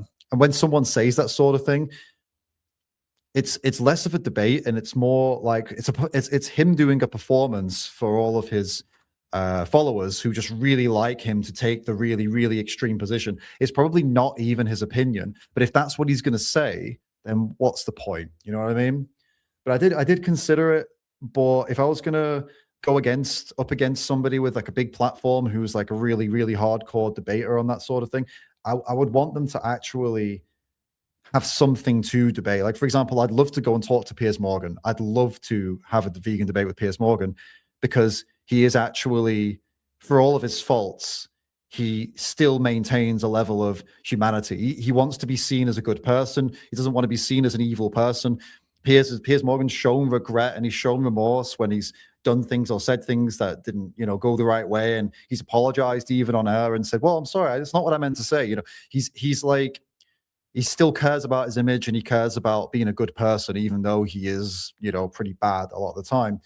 So I've got time for someone like him, but yeah, not so much for Andrew Wilson. I think it'll be a waste of time, to be honest with you. Yeah, but it's a good suggestion. I don't know. Who knows? Maybe in the future he'll stop being like that, and actually we'll have more of a reasonable kind of position that you're able to actually work with. Maybe then I would try and contact them, but otherwise, no. Okay. What else we got going on? I got some good topics coming up, guys. Appreciate it. The B12 stuff is just a waste of time and distraction, and frames veganism as unhealthy and anti-science. I agree, LTN. And the thing is, like I said earlier, I still stand by what I said earlier, that we shouldn't fight and rip each other's heads off over disagreements in our movement. We should really, really try to unite. And I still stand by that. I've never come out and come after these people, called them names or anything like that, or, anything like that in public, because ultimately, I think they do pose a bit of a problem that if they spread this ideology to a large percentage of the vegan movement, then it will make us less effective and less convincing. That is a real concern. But so far, I think that it doesn't look like it's taking on, it doesn't look like it's growing that much. If it did, then I would have to say something about it a bit more harshly. But until that point, I think it's fine. They come after me though. I'm being called all sorts of names and accused of all sorts of things, accused of not being a vegan by these guys, stuff because I don't agree with them. And because God forbid, because I have a link in my description that sends people to a Vegavero, where they sell lots of different supplements for all sorts of stuff, for like performance increases or normal vitamin supplements, or stuff that's like, specific mushroom supplements and stuff like that. They say like, oh, you're the enemy, you're just this, you're just that. It's like, I don't even get, I did one sponsorship with them, and then I think their products are good, but I don't get paid anything now when people go and click that link. It's not like even if I did, do you really think that I would sell my soul to sell supplements? I don't know if you guys know this, but the answer's no. If I didn't think that stuff worked, I wouldn't still push it or sell it. Like, it's not the kind of person I am. I don't know if you guys have low estimations of YouTubers or whatever, but I'm not a YouTuber. I'm an animal advocate and a YouTuber, and so I have morals and ethics. Yeah, I would never promote something to you that I wouldn't use myself and that I don't believe in. Right? I wouldn't do that. So, but still, yeah. There's a lot of reasons. Now we're on the topic. There's a lot of reasons that I'm apparently not a vegan, according to some fringes of the movement. So they've got the anti-B12 guys who say, I'm not a vegan and you're not a vegan if you say people should take vitamin B12. That's a good one. We've got other groups that say you're not a vegan if you don't subscribe to the exact definition of veganism that they want you to. They say you're not a vegan. You're not a vegan if you hold the belief that welfare reforms can be a good thing, right? So if you think it's a good thing that a farm has been forced to make their cages bigger and it's cost them like a lot of money and made it very difficult for them to keep on functioning and make profit, and actually a lot of farms close because of this. If you think that's a good thing, they say you're not a vegan because it's not vegan to think that's a good thing. Yeah. Lots of things like that. Lots of things. These are the things we've got to stop. These are not good. These are. I would put a bet on that there are some various characters from the meat, dairy, and egg industries that are within segments of our movement that are making these things worse and poking the bear a little bit and trying, because they know how to divide us. Trust me, they've researched us. They know which topics will make us fight with each other. And I think they're doing it. It's very easy. It costs them barely anything to do it. What else we got? Do you think the new UK protest laws will actually make any difference to that type of activism? Marcus is asking. Which type of activism are you talking about? I think the new UK, look, if you don't get me started on the UK, guys. The law, the UK situation right now, the UK government and the laws in the UK, it's, yes, they're going to make a massive difference to protest. Massive difference. We are in a, I don't live there, but I say we because I'm from there. The UK is in a really bad position right now. And my concern, I was writing about this the other day. I've got a Substack, by the way, guys. If you enjoy what I do and you want to learn a bit more about sort of my inner thoughts that I don't necessarily always talk about on YouTube, go and subscribe to my Substack and you'll get some stuff over there that might interest you. It's like a newsletter sort of thing. Substack.com. No, what is it? What's my thing? It's just davidrams.substack.com.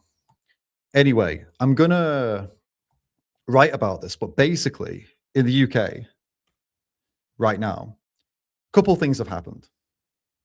So the police there are taking ideological stances, and there is almost some rules for some groups and other rules for other groups. Combine that with them bringing in laws against certain types of protests. So, for example, the dog testing facilities, animal testing facilities in the UK, it looks like they're going to be putting those in the same category as country's infrastructure, which basically means if you're an activist and you go and protest or obstruct country's infrastructure, like, for example, military base, then you can be arrested on counterterrorism measures. Okay, so it's very serious. They're trying to make it so that animal testing facilities are included in that. So your military bases, some sort of hospital thing, or like healthcare, and animal testing facilities are all under the same banner, so that if you protest them or get in the way, you can be arrested and be charged potentially with terrorist offenses. How insane is that? Now, on top of that, there is this weird thing with the police there, which is coming from the top, where they appear to be taking harder stances on certain individuals. Like, for example, I just watched a video the other day. These guys are out there and they're doing something like we do, like vegans do. They go out with the sign, like, debate me, prove me wrong, whatever. And then people come over and they argue and debate and whatever. Their debate me thing, very controversial, by the way, what they said. They were saying, we need mass deportations, prove me wrong. So it's like an anti-immigration thing, whatever it is, right? Whatever. Controversial, great. You have the right to offend, okay? It's free speech, so whatever, go out and say your stuff. It's as offensive as some of the signs we have where we say stuff like, I don't know, Cliff Grant goes out with a sign that says, animal cruelty is totally fine, okay? We use offensive signs to start discussions. They do too, okay? Even though we might not agree on everything, you don't have to agree with their politics to agree with their right to go out and offend people, right? Someone comes over, smashes their table, okay? Like physically assaults one of them. So they grab this guy, they hold him down, they say, we're going to wait for the police to come. The police come, they take the guy up, they say, what's going on? They say, yeah, we have this sign here, okay? It's an offensive sign, but whatever, we're having discussions, Policeman goes, oh, well, you're kind of asking for it, really, aren't you? They let the guy go who assaulted them, and then they arrest the guy who got assaulted because he's angry and saying, what the hell are you doing? Why are you not arresting him? And they arrest him. Now, why is it a problem? Well, that's a problem because the UK police are making decisions based on their personal grievances and disagreements or agreement with a cause. They're not arresting the guy who assaulted them because they think he had a right to assault them because he was pissed off and upset. Now, how long, you see how this is all coming into play now, right? So they're stopping animal rights activists from protesting at animal testing plants, okay? Number one. Number two, most police aren't vegan. Most police don't agree with vegans. So what, you see how this is going? It's really concerning. I can see this spiraling out of control. I can see this getting to a point where, yeah, police are going to potentially start arresting animal activists because they upset the public, even though it's the public that are assaulting the activists. This is a very real situation. And for those of you that aren't based in the UK, you might be saying, oh, well, that's just the UK. I'm not so bothered then. It's not my country. The UK is a leader in terms of how countries deal with their people, same as the USA. It's only a matter of time before other governments look at this and go, wait a minute, the UK is sort of getting away with shutting down people that make it a problem for our big industries to make more money, right? Animal testing, big money. Scientific experiments and all that stuff, big money in that. Meat industry, dairy industry, egg industry, massive money. Animal activists are a problem for those industries. And are you telling me we can get away with it? We can sort of work with the public outrage and sort of feel like, turn them on them and then, shut their protests down because the public's upset about it. That's actually a pretty good tactic, is it not?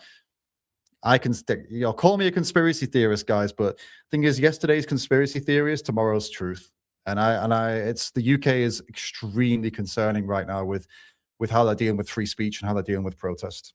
So yes, that's the answer to that question. I think it's a very big problem. I think it's very concerning, to be honest with you.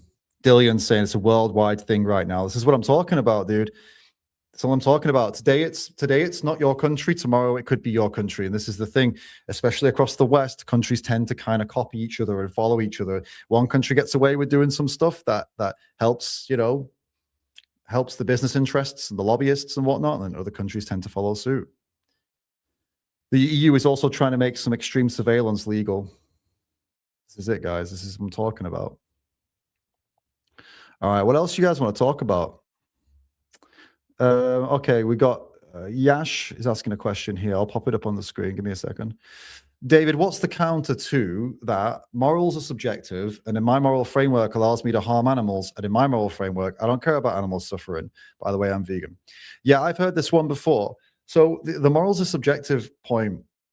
I mean, I don't care. Look, for me, when someone says that morals are subjective, I'm not going to argue against it, for one. I wouldn't recommend vegans argue against it. The thing is, as advocates, it's not about what you or I believe. It's about trying to work with where someone else is at to get them to stop doing what they do to animals. So if someone says to me like, my morals are subjective and my moral framework allows me to harm animals, in my moral framework, this is not important to me.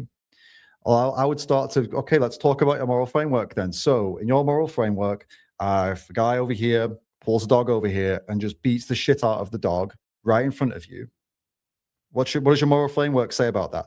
If they say my moral framework says that's fine, I say, great, you're a sociopath. Let's end the conversation now. I don't want to talk to you anymore. See you later.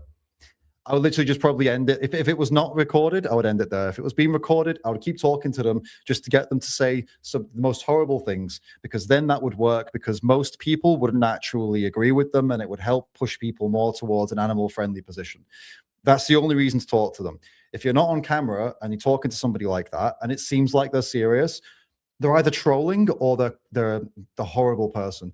They're not the majority of people. They're a tiny minority, and there's going to be a pointless conversation, walk away.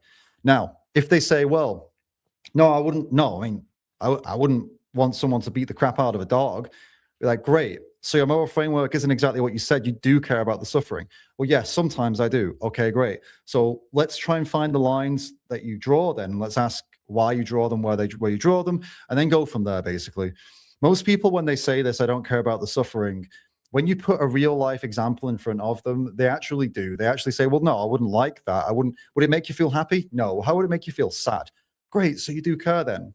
So why'd you tell me you don't care? Are you trying to prove something? I'm not. You don't have to be some wimpy, if it's a guy or whatever, they're probably you're masculine. You don't have to be some wimpy, super emasculine person to say you care about animals, right? It's not a weak thing to care about those who are less fortunate than yourself, or that are less capable of defending themselves, or that are weaker than you. That's not a bad thing. It's a good thing. That's a strength of character. If you want to talk about being a masculine man, that's extremely masculine to say, I'm strong, I'm courageous, I've got a loud voice and a powerful voice, and I use it to raise others up so that I can lead them to a better position. I can lead them to a better place. I can save their lives. I mean, isn't that the story of every single hero story we've ever heard?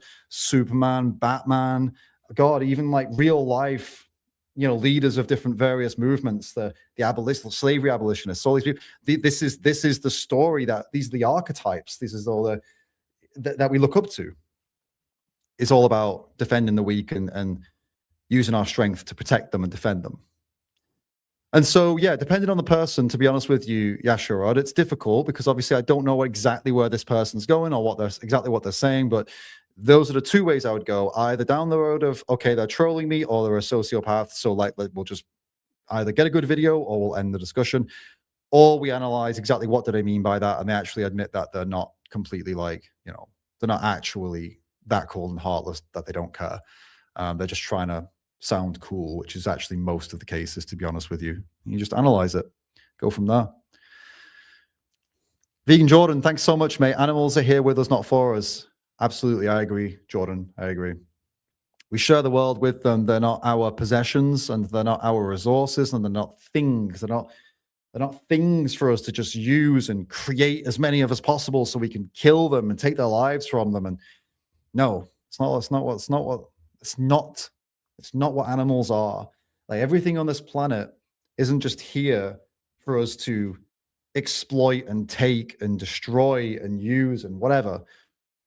Even from a religious perspective, yes, okay, your religious books will say, oh, this is all for you. Yes, okay, great. But most of them are telling you to be a steward.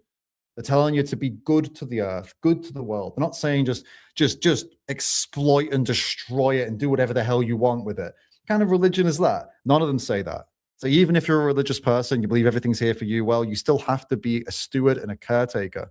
And I don't think stewardship and caretaking includes breeding billions of animals into captivity and then taking their lives from them because you like a burger. That's not stewardship. That's very selfish behavior, isn't it? Let's be honest. It is very selfish behavior. And I'm pretty sure selfishness is not something that's encouraged in any major peaceful religion either, right? Selflessness actually is usually encouraged, especially by Christianity with Jesus, right? If you follow Jesus's teachings, you should end up being a pretty selfless, compassionate, good person. What else do you want to talk about, guys? We're just having a chat, aren't we?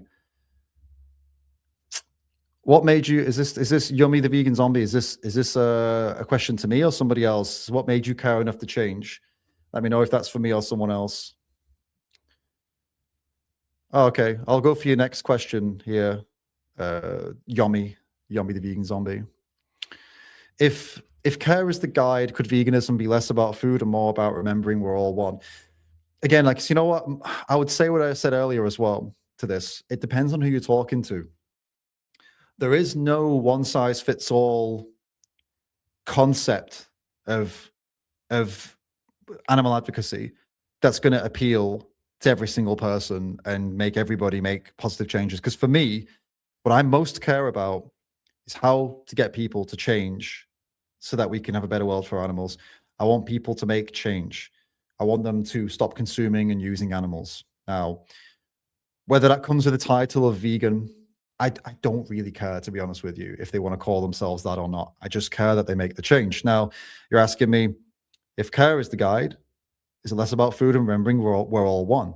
If you're talking to a yogi, spiritually minded person, someone who's really in touch with this sort of world, right? Spiritual world, that's the way you want to go. I think that would be great, actually, to help them connect and realize it's, one energy. Because if they already kind of are on that path, then that's the way you would go. But would you talk that way to somebody who is ruthlessly cold and logical? Well, that's not going to move them, is it? It's very unlikely to move them. What's more likely to move them is speaking their language, which is actually they want just a good watertight argument. Great, so give them a good watertight argument. If you're talking to a random person on the street who all they're thinking about, actually, they don't really do philosophy. They're not really very spiritual. They're not really into logic and consistency and all these things. They just got 2 kids at home and they're just thinking about, oh God, I need to pick them up from school and I need to, I'm struggling for rent actually. And I need to figure that out. I'm on probation at my job and lots of things are going wrong. And okay, now you're in a conversation with this person. So if that's the case, are you going to talk to them about remembering we're all one? talk to them about the inconsistencies of their lifestyle and what they believe? Probably not, right? You're probably actually going to talk to them about how, well, how you know that they're a good person, and if they've already expressed that they care about animals, for them, once you've got kind of that part down, you want to talk to them about the practicalities, because it's probably for them, it's the practicalities of changing that is holding them back, not the beliefs, right? It's probably just I've just got so many horrible things going on in my life and so many things to worry about, I don't even know what to do. So then your position would move more towards, let's talk about the practical elements of eating plant-based, right? Or eating more plant-based food and getting towards, towards veganism. So it just depends on who you're talking to entirely. But I guess in short, I like the concept that we're all one, and that it's important to remember that your consciousness is not that different from the consciousness even of a chicken. Obviously we have a lot more thoughts going on up there, I suppose. They're more intellectual and complex thoughts, but ultimately consciousness is consciousness. They're looking at things, they're looking around, you're looking at things, you're looking around. We're very different, but we have a lot of similarities, even with the smallest little consciousnesses, like in the smallest brain of a chicken or a mouse, That's still important. Thank you again, Jordan. And yeah, I'll go and check that now. Apologies, I've not checked the Streamlabs area in a while, so I'll head over there now and answer some of your comments from there. Apologies, I didn't check it before, but we'll get to it. Hey, give me a broccoli in the chat if you're enjoying the stream so far. I say so far, it might change. You have to take your broccoli back. Oh, I'll wait for that. Pour myself some water. I forgot how demanding it was to speak for so long without interruption.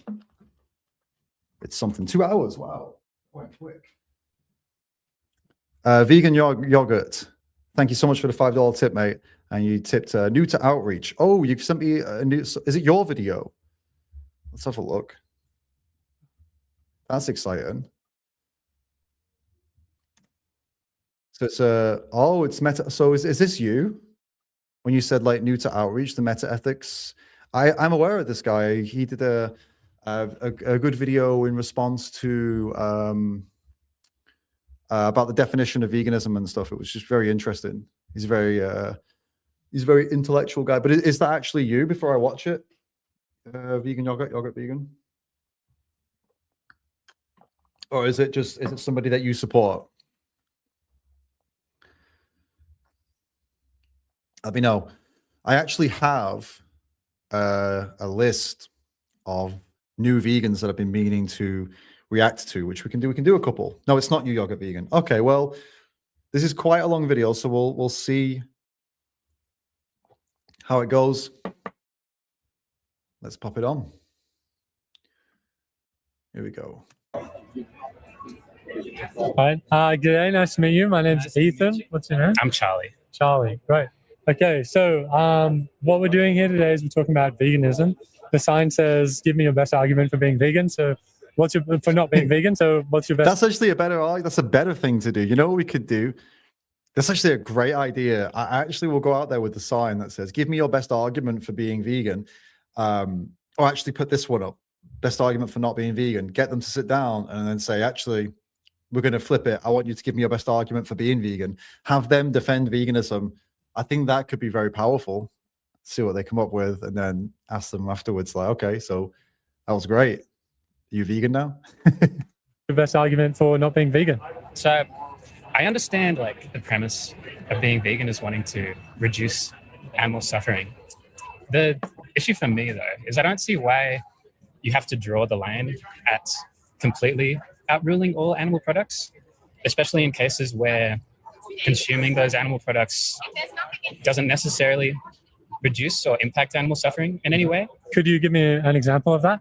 So I'd say an example would be like eggs from chickens that you've raised, that you're taking care of. Or maybe another example with meat would be kangaroo meat in Australia is all harvested from wild animals, so there's no like factory farming involved. You're still killing kangaroos, so yeah. And with kangaroos specifically, like kangaroo populations fluctuate. naturally because of like droughts and seasonal conditions. And so my argument would be that consuming meats like that are sort of naturally harvested, there's no real ethical impact because those animals are going to die anyway from droughts and natural causes. And so if we're sort of utilizing this natural resource that would, like these animals would otherwise be like either starving to death or dying from disease. And so if we're killing them through more humane means, potentially. See, this is interesting. And I've heard people make this argument before, especially hunters. They make this argument, say, well, you know, if we didn't go out and kill them, then, you know, they would die of some worse thing. And that's interesting because why would you not apply that to people then? And I wouldn't apply it to either of them because I don't see it that way. Euthanasia is one thing. Okay, if you were out and you found an animal dying, you euthanize them, but to kill them because you predict that they're going to have a bad death, okay then, well, what about these parts of the world where all these people are suffering tremendously, and I'm pretty certain that this person's going to die in a worse way, so I guess it's okay for me to bring the rifle, right? Well, no, we don't apply that to people. Well, why not? Well, because even if someone is, you know, potentially going to have a bad death, we wouldn't kill them. We'd look for ways to, you know, fix that problem or improve that. We'd never justify going out with a rifle and taking them out. When it comes to animals, all of a sudden, these people are like, well, yeah, you know, this kangaroo would probably, not even certainly, probably die in a worse way. So it's better that I go out and shoot them. Well, that's just an excuse to go out and shoot them. Anyway, even if we accept that, even if we just say, okay, you know what, dude, you're right. Okay, fair enough, you're right. Great.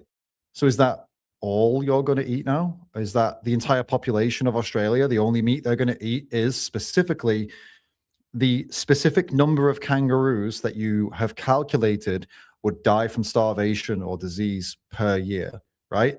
So that would probably get enough meat to feed, what, 5% of the Australia population per year? Okay, yeah, go for it then. Great, cool. That's a massive improvement on what we have right now. Do you think that's what's going to happen? No. So why are we talking about it? That's not what people are going to do. That's not what you're doing. So why bring this point up? It's quite odd. We'll find out, I suppose. With like a shot to the head, I'd say that's reducing animal suffering. Yeah, that's kind of my main reason. Like, I understand being vegan. It's just, for me, there are still ways to ethically consume animal products. Right. So yeah, I would agree. I actually don't have any problem with what you eat. Right. Veganism to me is extending the same rights to animals that we give to a human of the same sentience. So if you wanted to like eat meat out of a dumpster and call yourself vegan, I'd actually have no problem with that. Really? Right. Okay. Yeah. But what does raise a red flag to me is like whether you'd apply that same logic to a human. So if we came across humans living in the wild, would you think it's okay to, you know, shoot them in the head and eat them because otherwise they might just die of disease or starvation? That's kind of cool that we went down the same road there. You know, great minds think alike. No, I don't think so. But I think good. I do think humans are a special case because we are humans. And oh god. Okay. There are. Yeah, he's caught himself. Humans are a special case because we are humans. He said that sentence and immediately smiled because he realized, like, oh crap, no, that's not. Yeah, this is not good. Like, I don't know. Yeah, let's go. No, that's good. I like this guy so much better than the other guy that we reacted to because he's actually self-aware and he's laughing because he's like, he realizes like, I'm trying shit right now. Oh no, oh god, this is not what I thought was going to happen, which is fine. I like that self-awareness, and then you can have a more honest conversation. The guy's not making any like disgusting, horrible takes. He's trying to be practical. He's trying to put forward some, you know, some interesting practical points. He's not claiming that he doesn't absolutely just, animals, just kill them because I like eating them. I don't care. That's not this guy's position at all. Okay, let's go a little bit further into that, right? Okay. So, presumably you're not vegan, right? Yeah, I do know quite a few vegans. Like my girlfriend's vegan. Oh yeah, okay, great to hear. And so, unfortunately, it is the case that the girlfriend should make him vegan. force him into the cult. What's going on here? You support the industrial agriculture of animals, correct? I'm against factory farming, like on a large scale. I do support sort of more smaller scale meat consumption, and I'd still say meat consumption is ethical if it's sourced from those sort of small scale instances where like the animals are being taken care of. You know? Right. So all I mean by like support in this instance is financially, right? Yeah. So you financially support the farming of animals whenever you purchase meat, dairy, or eggs, correct? Yeah. Right. So I wonder, like, would you support the same thing, the same practices being done to humans? No, I wouldn't.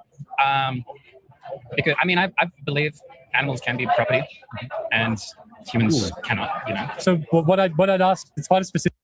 Can and cannot is interesting. I mean, humans can be property. We've already had, and we still have, for thousands of years as humans as property. So yes, they can be property. Humans are still property. More today than ever before. More humans are property. More humans are in slavery than have ever been in slavery. Today, this year, right now. How crazy is that? So yes, they can be. But the question is, why do you think they shouldn't be and animals should be? That's the question, isn't it? Specific question is, what's true of the humans? Sorry, what's true of the animal that, if true of a human, would justify doing the same thing to that human? Well, I think humans have like a free will and an ability to conceptualize themselves outside of their own body and in their sort of social relations to people. So because humans have sort of this social being that animals don't.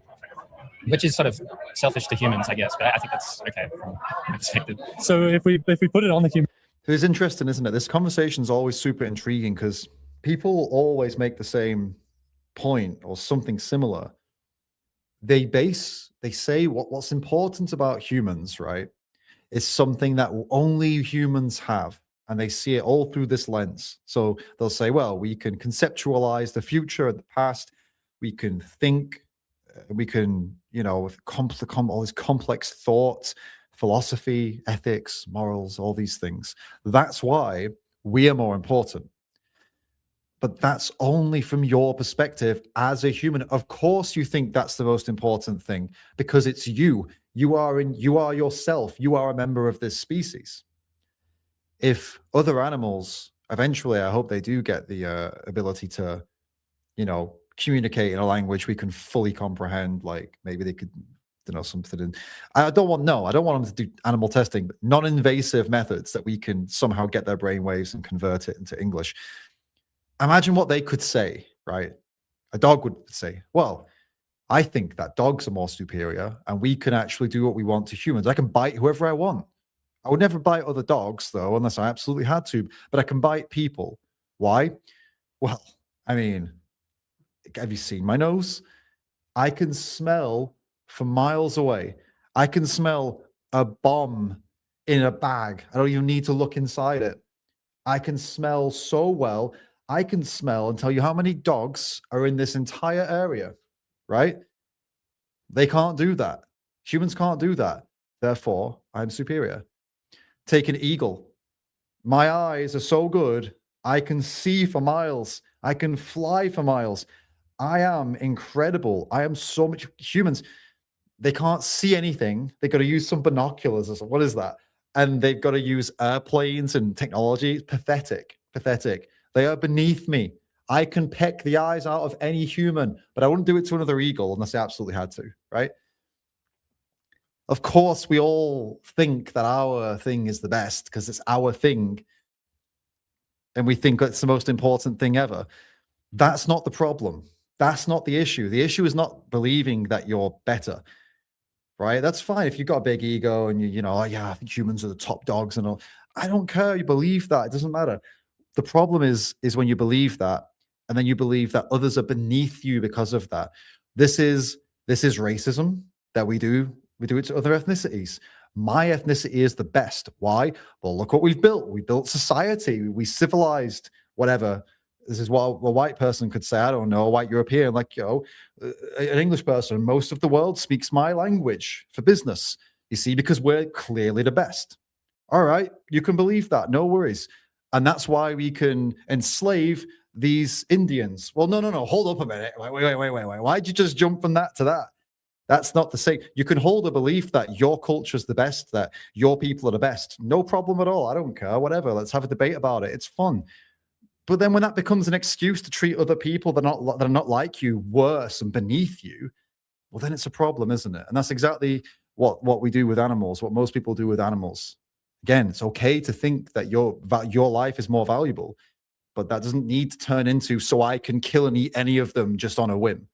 Or why does that one mean the other, right?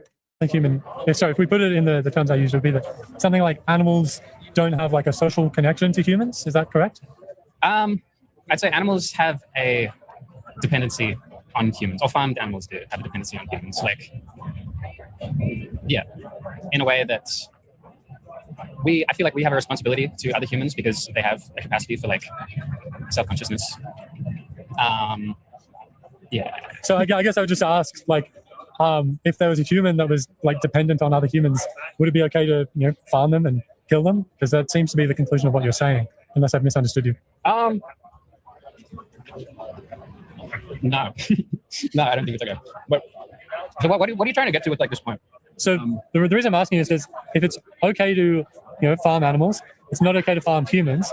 What I want to know is if there's a difference between the two, such that one is justified and the other isn't, right?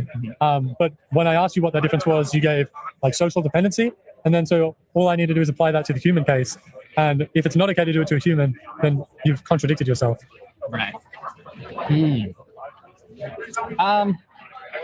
Yeah. Look, the reason I don't think it's okay to farm humans is because they have a capacity for like freedom and agency in the world that I don't think animals have. Like humans have an ability to like determine, to like make future plans and determine their own life in a way that I don't think animals do. I preempted him saying that. Did you notice that? I literally said that before he even said that. And that's not me just being a douchebag. I'm just saying it's just such a commonly held belief, what he's just said now.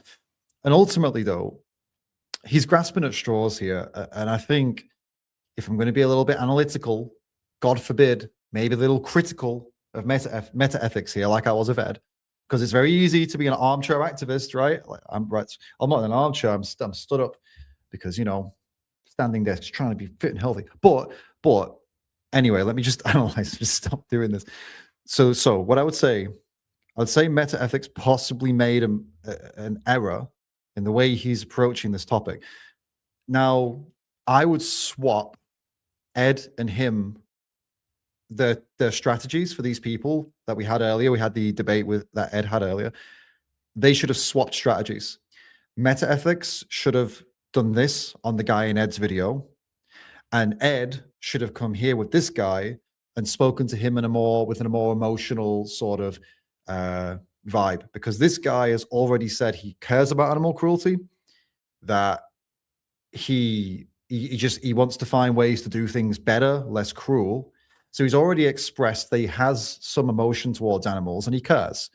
So this requires, in my opinion, would be better suited to a more Ed approach where you work on that, you build on that. There's no need to get into hardcore philosophy 101 with this guy. Let's have a discussion. Let's get you, to the place where he's already smiled and you already realize he's not doing so good, and great. He doesn't need hardcore philosophy, logic sort of stuff here, in my opinion. Whereas the other guy did. So yeah, I would swap the strategies around here. But I don't think this is bad. I just think that maybe he's going over this guy's head a little bit, to be honest with you, because it doesn't come across to me as somebody who's into sort of logic and this sort of stuff.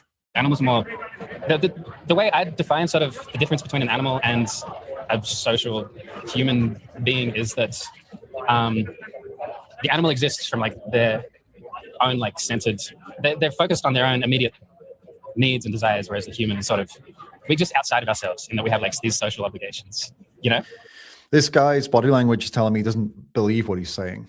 He's smiling and he's nervous because he is winging it.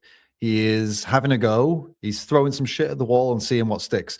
And this is why I feel that it would be better to stick to positions and stick to like a strategy that allows him to just talk freely rather than looking for ways to wriggle out of something that he doesn't fully understand. But anyway, it's just me. You know, this is still good. I think MehtaEthics is doing a good job for sure. But yeah, I think farming of animals it's very easy for that to be unethical. And I think we sort of live in a system where the ways that animals end up being farmed is more often than not unethical. But the way I understand veganism is the consumption of animal products. And so going back to sort of my original argument, I think that that's still okay in some instances. And even especially instances like for vegetarians where that life of the animal is not really threatened in any way. And for like a chicken, for example, if a chicken is like ranging in your backyard or in a pasture or whatever, and it's fulfilling all of its own desires, and the chickens just lay eggs naturally every day, like there's no reason why we can't consume eggs. It's not harming the chicken in any way. It's just how the chicken exists as a chicken. You see, now we're getting to the actual point. This is what he wanted to talk about, and I think the sidetrack into that more philosophical discussion, was maybe a little bit of a distraction. His main crux is that he thinks that you can farm animals and get animal products without causing the animals harm. That's his main point. So let's get into that. Well, we might need to talk a little bit about like how these products are actually produced, right? Like, I'm not sure if you're aware, but in the egg industry, and this is true if it's organic, if it's pasture raised, free range, whatnot, every single male chick is thrown into an industrial blender on their first day of life. Yeah, but he's already said he's against that. He said that he's talking about backyard operations, not operations where they're doing that. And he's already said he opposes factory farming, even though he probably supports factory farming, but whatever. He opposes it in theory. I guess what he's trying to do here is the guy's trying to make the point, the guy arguing against veganism is trying to make the argument that I don't really get veganism when we can do certain things to animals in ways that don't cause them harm. You know, we could argue about it all day with him we've already covered the kangaroo meat thing. If we talk now about the backyard chickens, so if someone rescues chickens from an egg farm, puts them in their garden, and they're like, yeah, we're not going to eat these chickens' eggs, we want to look after them. The chickens are laying eggs. They do lots of stuff. They try and make them not lay eggs. Occasionally, they do lay eggs. Anyway, if somebody eats those eggs, I'm not going to lose sleep over it, right? They're rescued, they're cared for now, they're making efforts to make sure their health is good. They're trying to stop them from laying eggs because, by the way, it harms their health because they lay too many eggs, right? This is the way they've been bred, and it hurts them. It sucks nutrients out of their bodies, puts them into the eggs too much. It takes a lot to keep them alive and keep them healthy because of that. So person's making all of this, trying to make sure it works, right? And they don't tell anybody, and sometimes they eat one of the eggs. I'm not losing sleep over that. Would I do it? No, not really. I don't really have the interest anymore for like consuming animal products. I wouldn't feel right doing it just on a personal level. Preference, I just probably wouldn't. Someone else did. All right. Again, not losing sleep over it. You can't. What I've just described is nearly impossible to obtain. Every other version of that is going to be a problem for animals. This guy's talking about. So if somebody's got eggs in their back garden, they're probably not rescued. Sorry, chickens in their back garden. They're probably not rescued. A, they're bought. They were bred for purpose. B, they're not trying to reduce the amount of eggs they lay. They're trying to increase it because they want more eggs. So these chickens have been bred for purpose, even though they're in a garden scenario, right? Not on a farm. And their health is going to suffer because they're laying so many eggs. And it's a backyard operation. I don't know how many of these people would be willing to nurse and care for a chicken when they start dying and suffering from health issues. I mean, probably a lot of them would just simply kill the chicken and save their money, or kill them and eat them even. So even in the circumstance that this guy's talking about, there are many, many problems here. Right? There's a violation of these animals' bodies. There's a violation of their lives. So it's still not going to work. And let's take all that away, right? Forget everything that I've just said. Let's imagine he's right. And actually, these backyard operations are great. There's no problem at all. Okay. Again, the whole population of Australia where they're at is now going to consume only the eggs from someone's backyard little chicken operation, right? Okay, good. Do it then. Great. Do it. Because you'd have to reduce the amount of eggs you consume by probably like 95% for the whole country. Do it then. But it's not going to be done. Why? Because people are not prepared to do that. They're not prepared to stop consuming these products. So again, even if he's right, it doesn't work. And this is the stuff I would say to him to basically show him that, yeah. You get my point. In conclusion, everything I've just said. We should ban that. It's evil, but it's someone's just gifted memberships. That's cool. Who did that? Savvy Coops gifted 5 memberships. That's very kind of you. You gave one to No Injustice Forever, Manor Boy, Narcissistic Penguin, Axel, and Otters and Elephants. That's very kind of you. Thank you. It's very nice. It's a very nice way to show support for the channel and also show support for our fellow awesome vegans. So that's really cool. I love it when people gift memberships. Yeah, very nice. Thank you. Thank you. Everyone, you get the cool little green logos now, and then you show everyone how awesome you are. So it's just a win-win-win. All right, let's see what this guy's got to say. It's common practice, even in the highest welfare instances. Yeah. So, but I don't see why we can't just outlaw that practice and continue consuming eggs. I think it should be outlawed. And once again, I don't actually have a problem with the consumption itself. What I have a problem with is the rights violations that go into the consumption. But I think we agree, honestly, because...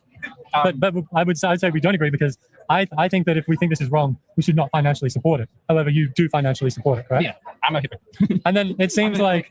Ideally, the point I'm arguing for is, like, admittedly not one I follow myself, and that's just my own flaw, like personal flaw, I guess. But then if I go back to what you said previously, that, because I asked you what's true of an animal that, if true of a human, would justify treating the human the same way. It seems like the answer you gave me was that animals can't plan ahead. They don't seem to have like the same cognition as a human. If a human's only if there was a hypothetical species of human that their only interest was digging around in the dirt and like eating insects and grass, and they had the cognitive capacities of a chicken, and maybe it's okay to farm them. Really? Yeah, I would say that. Okay. Do you know that there are... Wow, man. That's he's smiling already because there's no way people do this stuff. And this is unfortunately it's some of the places you can take people if you start getting into the more hardcore philosophy stuff and trying to push people on consistency and things like that, when this is not really an area that they're well versed in. They come out with things like this. I think honestly, this guy would be much easier to talk to if they just focused more on the practical stuff that he raised, and also maybe on a less philosophy bro angle of just more like talking to like a human to human, two regular people having a practical discussion about, the use and exploitation of animals and eating animals and using all this sort of stuff. I don't know. Look, I'm not criticizing MehtaEthics. I think the guy is very intelligent. I've seen some of his other videos. I think he does a good job. I think in this case, he's maybe just doing too much in terms of the intellectual side of things. I think it's a little too intellectual, more intellectual than is needed for this conversation, I would say. There are humans that are sufficiently mentally enfeebled. So are you okay with killing and eating those humans? I mean, from the point I'm arguing, I'd say there's no logical reason against that. I mean, we'd obviously feel bad about it because they look like humans, but it's so crazy. The guy's got no qualms whatsoever with taking other humans or subspecies of human and farming and killing them, so long as they just play around in the dirt and search for bugs. I suppose it's consistent. He's trying to be consistent, but it's leading him to a pretty insane conclusion, isn't it? Yeah, I don't know. We definitely have a cognitive bias towards things that look and act like humans.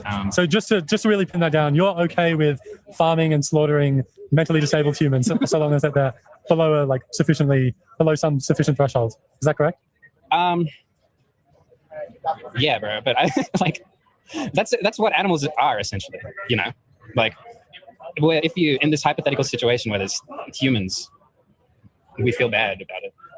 But yeah, I mean, I agree. I think animals are essentially just like mentally stunted humans. And why would you want to eat mentally stunted humans? That seems quite absurd to me. Yeah. I mean, you got to ask the question of how these mentally stunted humans would be existing otherwise in the world. Like, if they're just in nature, like, how would they be suffering, or how would they be like? How would they come to die? You know, would they be like hunted by other animals, or? Well, we're talking about farming, right? So we're not just talking about existing in nature, right? We're talking about being like artificially inseminated, aka rape. Obviously, like, it's a harsh word, but I think that's bad. It's true. I think that's bad. I just think there's ways that but you do support it being done to animals whenever you purchase their products, correct? If you purchase products that rely on doing anything like that, then yes, you do support it. And so I think anyone who wants to live, and you do, right, an ethical life and live according to dodge that question to their own ethics. It's an ethics that uphold that standard. They shouldn't do that. So yeah, but yeah, I mean, if your definition of veganism is that you do not consume any animal products that are the result of like unethical animal treatment, then I would be a vegan. My whole point is that I think there are still ways to consume animal products. So are you saying you don't consume animal products that you consider? Sorry, are you saying you don't consume animal products that come from unethical origins? I do, but I'm a hypocrite. I'm just arguing against veganism as a concept, not for what I personally do, which is. See, there you go. This is the problem here, and I think that what's happened here, from my analytical perspective, my expert analytical perspective, is that this guy has gotten into a discussion, and at some point, like the last guy did, he's kicked it out to a theoretical debate. It's like a theoretical, it's a conceptual thing. And what's allowed him to do that has been the heavy philosophical questioning that has been designed to get into like an exchange of like a more formalized debate. That's where it's gone here.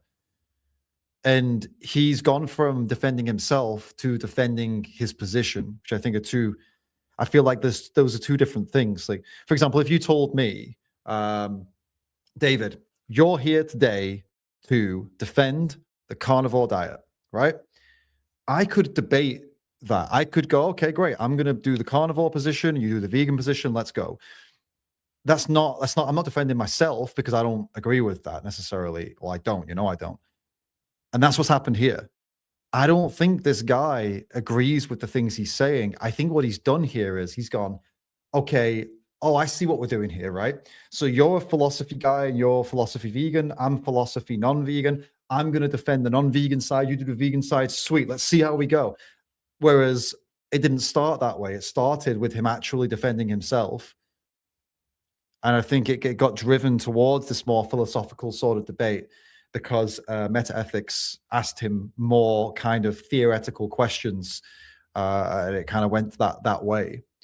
I don't think it's necessarily a mistake. It just depends on what you're trying to do, really. If that's what you want, if that's what your channel's about, is having a more formal kind of debate set up, sort of like this concept versus concept, then yeah, sure, go for it. If it's outreach, it's maybe not the way to go. But again, it just depends on what you're doing. It's not necessarily a bad thing. Hey, thank you, Mark. Appreciate that, mate, for the $5 donation. Thank you. Thank you, David. There is no higher purpose than the work that you do. It's very kind of you to say, Mark. And yeah, no, I agree. The work that we do, actually, you're included in that. Everyone here is included in that. The work that we do, the work our movement does, whether you're a new vegan who's just sort of getting to grips with things, or whether you've been in the movement for a very, very long time and you're, experienced activist, we are together and we are doing the most important work in the world. There's no cause that is so underfunded, undervalued. There is no victim that is so dismissed and so looked down upon than the animal movement and the animals themselves. So it's just not even close.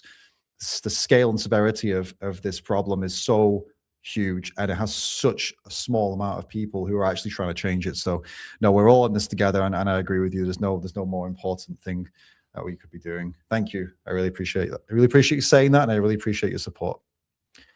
Hey, JP and Julia sent through Streamlabs tip as well. Thank you, JP and Julia. So they said, good to see you live streaming again. Much love to you, David and Annie. Thank you so much. I'm going to put it up on the screen because everybody can see how awesome you are. I sound like a bit of a boomer right now, trying to figure out Streamlabs. Is that, what's that? How do I put it on the screen? There we go. There you go.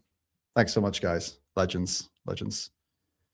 All right, cool. I'm curious to see how the end of this conversation goes. I'd probably draw a distinction between like veganism and a plant-based diet. So I consider like a plant-based diet to be like a diet completely devoid of animal products, whereas I consider veganism to be like, I can give you the long-winded definition, which is like an applied ethical position that advocates for trade equalized human rights being applied to non-human sentient beings.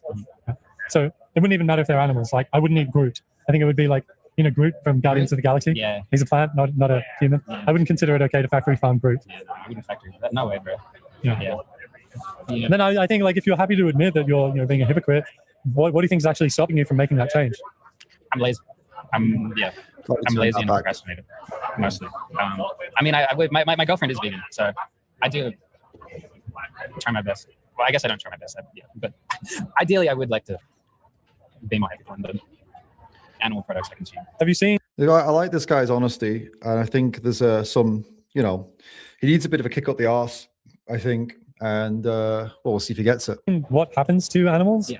I've seen the videos, right? Have you seen the documentary Dominion, maybe? Yeah. And so then, like, I guess the psychology is interesting to me because when you see something like so horrible being done, and you know that you financially support it, why not change? Yeah, you're right. I should change. Yeah. But why do you think you haven't? I guess there's sort of an alienation from the food that we eat, like that is so like normalized, like nobody sees how the meat that they eat comes about. It just appears there as these sort of, true, not even as like body parts or anything. People don't even think of meat as parts of a living thing. It's just like a substance. So I think that's a big reason, just culturally people grow up consuming meat without having seen where it comes from.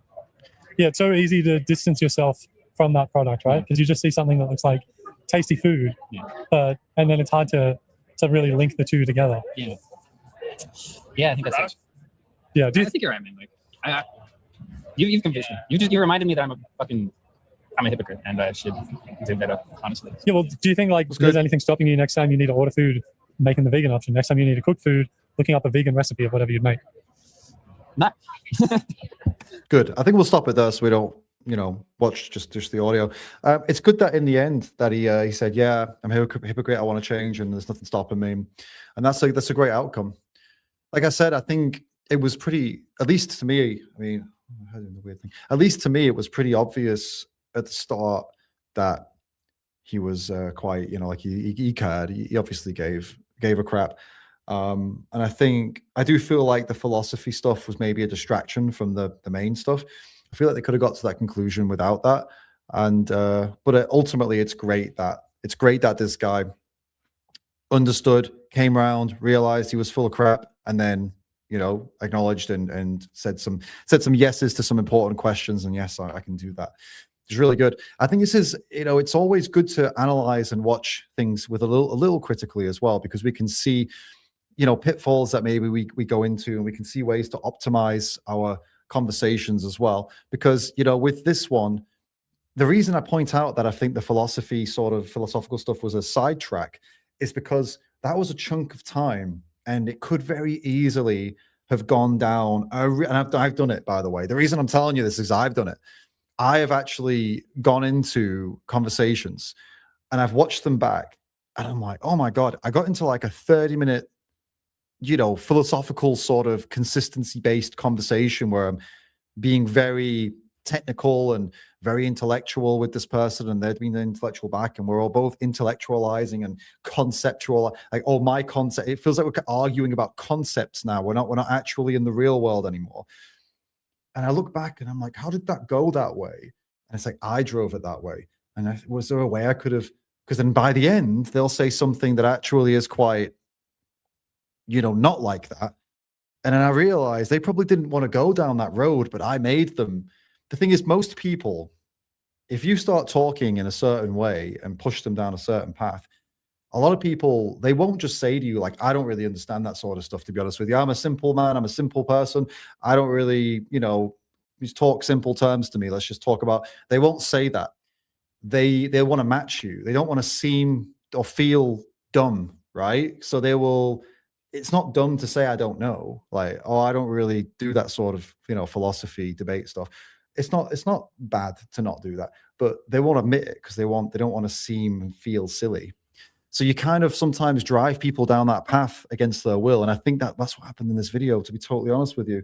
I don't think that guy was really there for that sort of intellectual discussion. I think he wanted to more talk about backyard eggs and getting meat in certain ways and what the vegan thought about that. And then would have found out he has a vegan girlfriend. Cool. And then would have asked him, well, okay, now we've dealt with those 2 points. What's your deal? Okay. And he probably would have said, yeah, do you know what? Like, yeah, I think I'm being a bit of a hypocrite here. Yeah, I think you are. Then could have been like 5 or 6 minute conversation. So more focused on what he wanted to talk about versus kind of going down this more philosophy, sort of formal philosophy route. Still, the outcome was the outcome. Great outcome. Good video, MehtaEthics. And yeah, I've seen a couple of his videos. Pretty good stuff. Vegan Heretic said, oh, that boomer comment hurt. I'm only messing around. Come on. It's all good. It's all fun and games. But sometimes, I'm not quite reversed. I'm not a boomer just yet, and I'm not feeling it yet, but it's going to go that way. I've got friends who are younger than me who are getting tricked by AI videos. We have got no chance. I'm 37 this year. In the next 5 or 10 years, the amount of work my generation's going to have to do to make sure we don't get left behind with all the crazy stuff the kids are doing with AI, it's going to be rough. It's going to be rough. We're going to be getting tricked all the time. Ugh. All right, what else we got going on in the chat? I'm reading the chat by the way now, guys. So is there anything interesting you want me to look at? Any topic you want me to have a look at? Pop it in there now. I'm looking, guys. Are you guys arguing about this B12 book still? Is that what the argument is right now? That you're arguing about? I hope that's not the case, guys. Come on. I mean, obviously you can argue about whatever you want, but look, I'll tell you what. Can we just leave it here if I say something about it? Is that all right? I don't want you guys fighting over this. So I'll say one thing, right? I know some very smart people. The people who are, switched on, people who are critical of a lot of things in the world, right? Who have read this book and been very convinced by it. And the reason that they've been convinced by it, I've read it, by the way. The language in it is so charged, it's so emotionally charged, and it is designed to make you angry, to make you outraged. You'll see it when you read it. So just bear that in mind, okay, when you read it. Bear it in mind that it has a lot of stuff in there that is designed to make you feel a certain way. And if you're going to read it critically, very critically, because every single scientific claim that comes in front of you, whether it be about vegan protein, whether it be about some carnivore diet paper, everything that comes in front of you, research that you read, you should read it completely critically. You should never accept it for what it says, even if it's pro-vegan.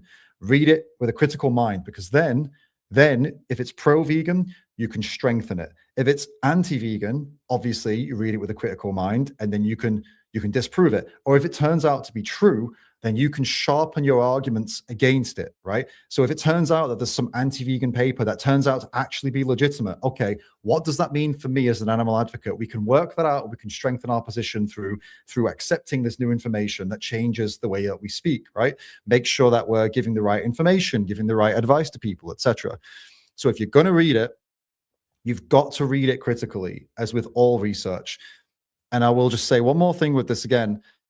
Bear in mind, as you're reading it, the author of it and the people who are really, really, really preaching it refuse to defend the arguments in it, refuse to defend the points made in it to people who are extremely knowledgeable on these topics. They refuse to do that, okay? Bear that in mind as you do it. But come on, guys, don't argue so much about it in here, okay? It's important to, it's important to there's not fallout over these things, right? Come on. So you guys going at each other, all arguing about who's read it, who hasn't read it. That's all I'm going to say on it. I'm going to move on from it now. Until Matthew Nagra comes on the show, and then we're going to talk a bit more about it, because he will be able to actually, from a position of knowledge and research. Like he's published at least 2 papers that I know of right now, research papers. He really knows his stuff, and so we'll dive into it when he's on the channel. All right, what else do you want to talk about, guys? Give me something. We can watch a video together. We can have a chitty chat about a topic. We already covered the B12 conspiracy topic. Let's move on from that, if you don't mind, guys. Don't argue with each other. Come on, be nice. This is a nice environment. Unless there's any non-vegans here, then it gets hit. No, we're actually quite nice to them as well. Because we need to be nice to them. That's how we can't convince people to change if you're just going after them and trying to attack them. You got to try and at least politely discuss things to a certain point anyway. All right. Shouldn't vegans be minimalist too? Because our consumption is directly proportional to deaths of humans and many wild animals, and veganism in itself is to stop harm where it is possible. So yeah, I've heard this before. People have made this argument before. The problem with it is the logical conclusion of this way of thinking is to no longer be around. And I don't want our movement to be a movement of people who are encouraged to no longer be around. That is not a sustainable movement. It's not a practical movement, but that is the logical conclusion of this way of thinking, that, because then if you're going to talk about minimalism, well, how far does the minimalism go then? Everything you do has an impact. Should every single person who wants to be vegan move out to the forest to have minimal impact as possible? And if they can't do that, and if they can't self-sustain, then what's the next best thing to do? Yeah. I don't want to be promoting that idea. Now, do I think there is a future where we can have a more is there a future where the world is vegan, animal ag is no more, and most animal exploitation has ended? In that world, should this be brought up? Yeah, I think in that world, not the way that it's been framed here, but yes, we look to other things. We look to other ways to continue and to optimize our world to reduce the impact on each other and on animals. I agree. Do I think promoting this sort of idea right now alongside veganism is a good idea? No. For practical reasons, no. And also the other thing that I mentioned as well, that the logical conclusion of this is to, So yeah, for those reasons, I'm not completely swayed by this idea, by this way of living, and this kind of point.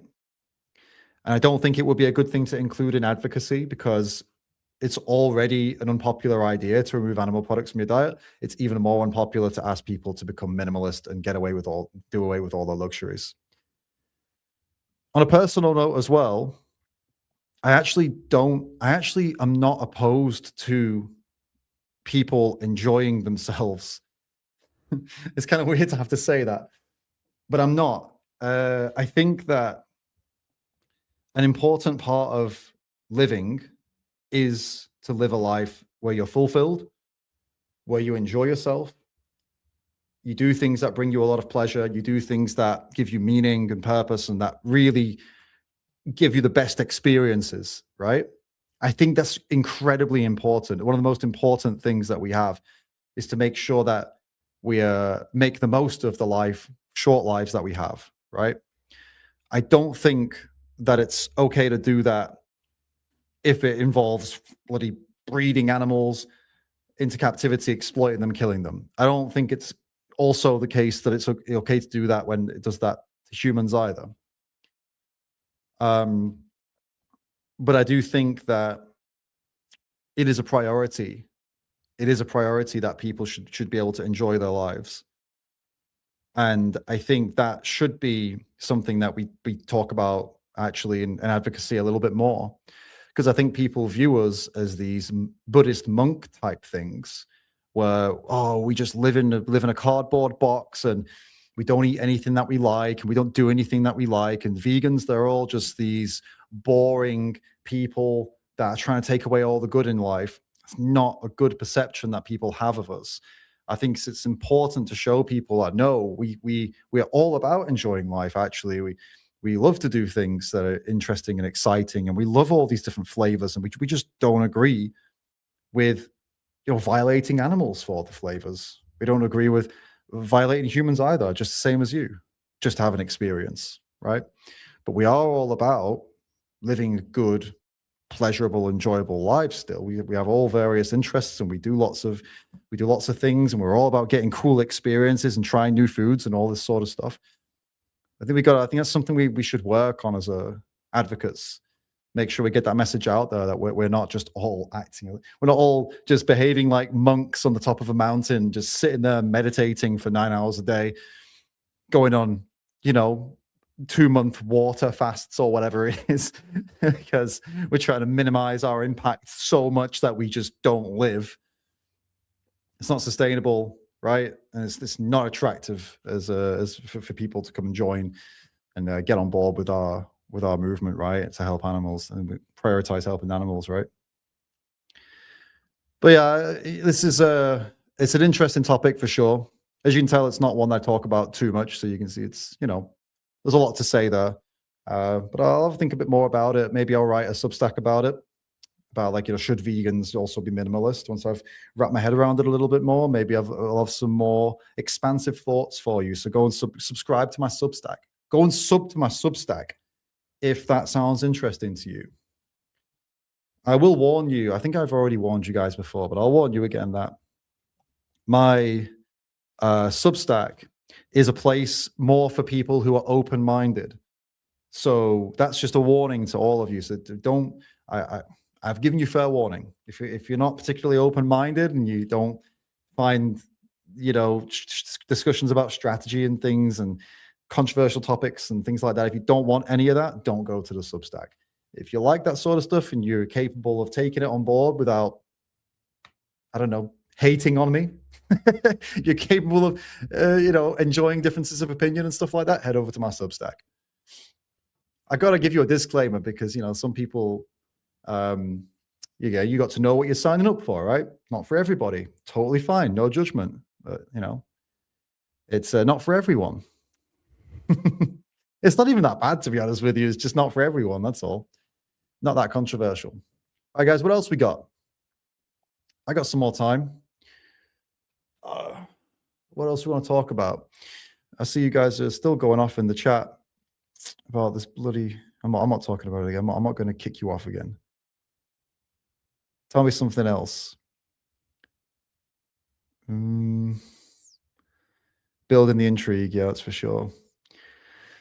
Okay, let me have a look. I had some stuff lined up that I thought could be interesting for us to watch. So let me go have a little look at what I've got.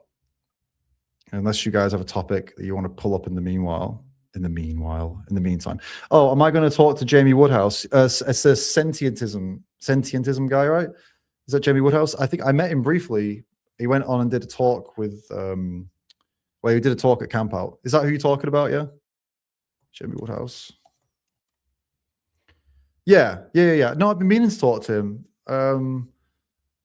Yeah, I'll definitely. I think we subscribe to each other on Substack, so that's cool. But yeah, for sure, I'll definitely want to have a chat with him at some point. I was thinking about having him on at some point. You're at a... Soy Daddy's saying Vegan Gaze has gone live. Sorry, but I'm going to bail. How dare you? How dare you support Elliot over me? Disgraceful. All right. I got a couple of videos. Yeah, these are some videos that I lined up for us that I thought we could watch together. Have a little look. So we got this how to convert a vegan in 10 minutes. I didn't watch this, and it's only got 376 views. It's an anti-vegan thing. It says, show them this video. Apparently it will convert us in 10 minutes. So that's an option. We've got Sean Munson, who made Earthlings, did a TED Talk recently. We could watch that. Yeah, we got a quitting veganism video. Someone quitting veganism. 31 minutes. We ain't doing that one today. We don't want 31 minutes of nonsense, which is probably what it's going to be. Got a video about animal consciousness, also 30 minutes. It's not going to happen today, I don't think. We're going to get rid of that one. We've already done that one. A vegan morality video that was recommended to watch. I went to a vegan butcher shop and I was shocked that somebody, that's pretty interesting. That's cool. Oh, this is a farmer who investigated farms. That's interesting. Only 5 minutes. It's a good short video. I thought we could watch 246,000 views, which is intriguing to me. So I think it's probably going to be one of these. It's either going to be this how to convert a vegan in 10 minutes, or somebody who thinks they can make us stop being vegan in 10 minutes. We've got Sean Munson, who made Earthlings. He did a TED Talk, which is interesting. Or we've got this farmer investigating farms, which I found interesting. Which one do you guys want? Tell me in the chat right now which one you want. I'm going to wait. As I said, I'm patient today. I'm not going to make you rush. I'm going to let you. I'm going to let you decide when you're good and ready. And I think also there's a slight delay I've noticed, so I'll give you a minute. And it's sorry on the guys watching on the follow-up, but just 2x it, all right? I don't speak that fast. You can go 2x. Boop, boop, boop, boop, boop, boop. The 10 minutes one, we got a couple. Okay, we got 2 for the conversion. We got 3 for the farmer. Oh, we got 4 for the conversion. It's either the farmer or the converting one. I see what you're on about. Okay, let's do both. Let's do the farmer first, 5 minutes, and then we'll do the converting one after. All right, let's have a look. So I did watch this, by the way. Sometimes when you hover over it, it acts like you've watched it. It's really weird. So I haven't seen this yet. I investigated fake British farms. What I found will shock you. Quick question. When you see Rosedene farm eggs in Tesco's or Woodside farm chicken, you would think it comes from a British farm, wouldn't you? And you would be wrong. Those farms do not exist. They're made up, fake, invented. Pure marketing. There you go. And it's not just Tesco. It's across the entire supermarket industry. They call it farm branding. I call it farm washing, because that's exactly what it is. So stick around, because what I'm going to say will change how you shop forever. Let me give you an example. Woodside Farm, run by a lovely guy in Devon called Richard. And Richard tried to sue Tesco's because people kept asking him if he supplied Tesco's. And he said, no, I don't supply Tesco's. His name was at risk, reputation and everything. And on inspection, had realised that Tesco had been using the name since 2016. They just stole it. This is Radmore Farm, a real farm, where you can come, you can see it through the TV screen and you can see the animals. We exist. Woodside Farm does not exist. So you have Rosedene Farm, an invention by Tesco. It sounds beautiful, sounds quaint. It doesn't exist. It's purely invented, fabricated to trick you. And it's not just named. There's pictures of barns. All the things you normally see on real farm packaging has been stolen for marketing. Yet the product... Oh, man. The irony of this video so far. So hold up a minute. Hold up a minute. Right. So let me make sure I'm getting something straight here. This guy is upset because Tesco supermarket and assumedly other supermarkets have been using branding, making up farms that don't exist, okay, in order to give people the idea, the feeling that they're buying it from some wholesome, wonderful, lovely farm, when the reality is this farm doesn't exist, and all it is marketing. It's just marketing propaganda to get people to buy the product and not think too much about where it came from. So Tesco and other supermarkets are using a barn, this image of a barn, clean, looks nice, right? Wholesome, idyllic, on their products to get people to buy the product and not think too much about where it came from. Does that sound at all familiar to you guys? No? Not at all? Is that not literally how all farms operate?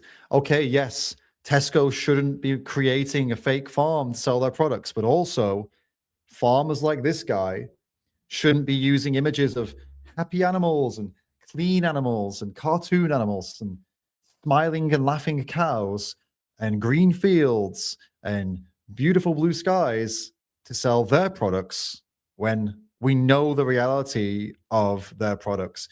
They don't show you all of the bits that would make you disgusted in what they do. They don't show you the violence. They hide that behind. What do they hide it behind?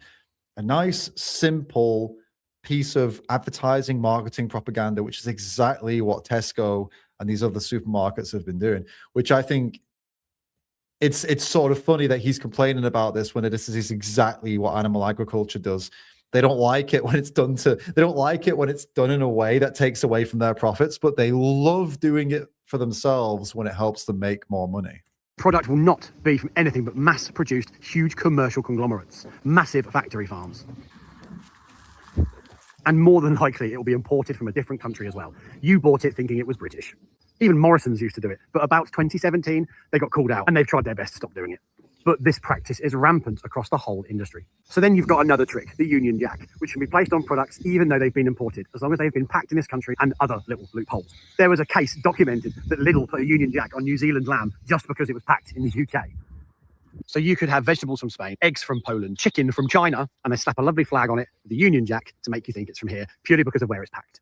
They'll probably even stick a little farm fresh label on it with a farmer with a flat cap, just to deceive us further. In the summer, we could literally get so much more from Britain, and yet they'll still use that farm fresh branding, which is nonsense. Riverford actually called supermarkets out on this. This is a real farm. No marketing, real mud, real farmers. No marketing fantasy. But why should this matter? It matters because you are getting conned. Supermarkets know you want to support British produce. You're willing to. It's so no marketing. This is real. Why? Okay, if it's no marketing, it's none at all. There's no propaganda, no marketing. Then why does the average member of the public still not know, not fully comprehend what happens to animals before they get to their plate? Why do they think that pigs are not gassed to death in gas chambers, which is the way majority of pigs are killed? Why do they not know that these animals feel, deep fear, terror when they go to the slaughterhouse? What's done to them, what age they are when they go there, how the vast majority of them are still infants or teenagers when they're killed.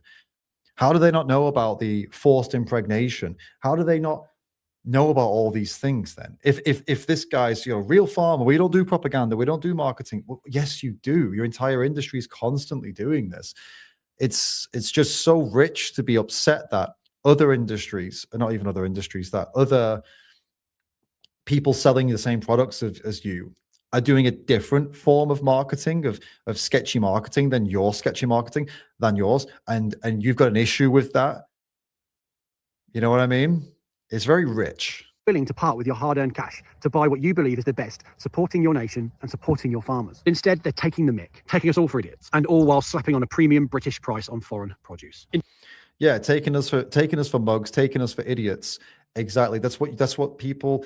I don't know this guy personally, but at the end of the day, this guy is part of a system that is doing that to people regularly. Okay, this guy's not doing what Tesco is doing. They're not pretending that it's in Britain when it's not. But you're doing something that's just like that. You're giving people the impression that this all hunky-dory and all these animals are just, I don't know, cuddled to death. That's also not true. You're also selling them a lie. You're also selling them a fantasy.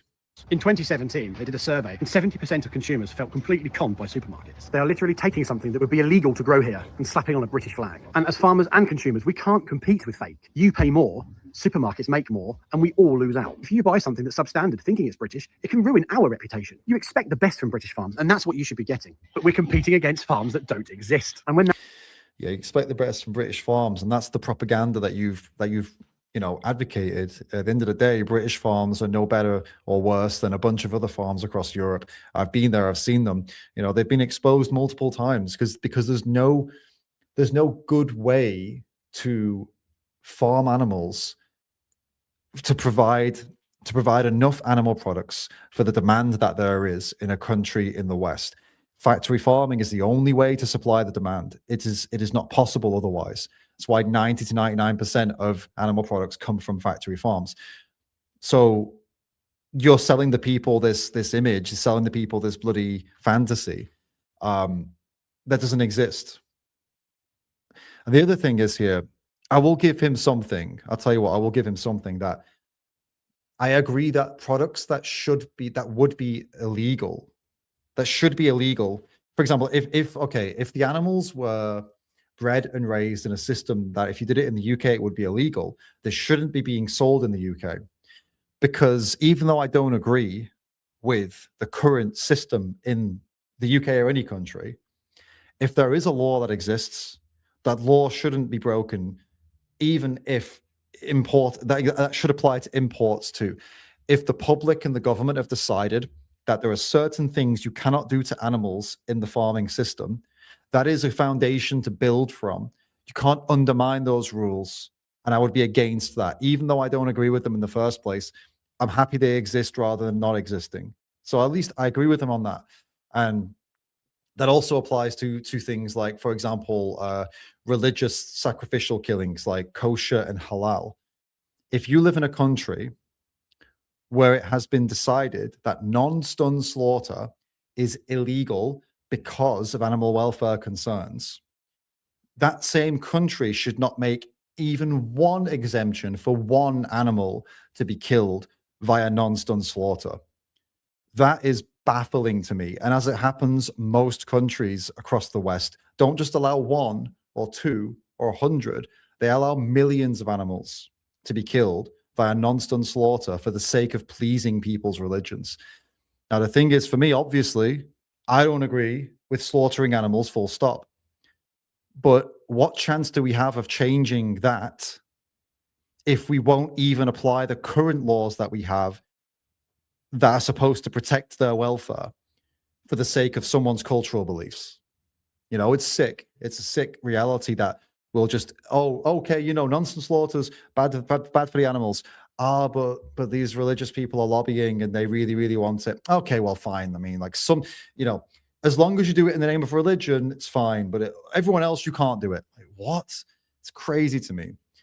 So yeah, you know, there are points of agreement that I would have with this guy, but ultimately, I still think that he is part of the problem, even though in some ways he could be part of fixing some issues, but he's just angry that other people are doing the stuff that him and his pals have been doing for decades. When that Woodside guy found out he was supplying Tesco's, that's fraud. Right, so what's being done about it? What are farmers doing about it? We are standing up for you. But this is where I come in. This is my opportunity to do something about it. Because fundamentally, it affects you more than it affects me. So I'm going to share a few tips on how you can spot it and not get caught. Tip number 1, look out for the quaint little farm names in supermarkets. They're more than likely going to be nonsense. 2, if you want real British produce in supermarkets, look for that tractor logo with the Union Jack. Red Tractor is probably the most reliable assurance scheme in Britain. But my favourite, Red Tractor is the most reliable assurance scheme in Britain. The Red Tractor farms have been exposed multiple times, because again, you can't mass produce as many animal products as a country like England does, or any country in the world. You can't do it. You can't supply the demand at the prices that they sell it at without violating animals. You can't do it full stop anyway. You can't produce animal products without violating animals, full stop. But you especially can't do it with any sort of, you know, welfare agreements or whatever, like high welfare ways, when you have to rely on massive industrial farming. So even if we're going by this guy's logic where he's like, oh, you know, he's against all this industrial, he's against it, there is no way to supply the world's demand or the country's demand without it. So he should really be saying, actually, hey, you know what? Here, our country, the UK, we need to cut right down on our animal product consumption, right down, like cut down 75% of it. That's what he should be saying if he actually agrees with what he's saying in this video. But he won't say that because then he can't make enough money. Buy direct from your farmer.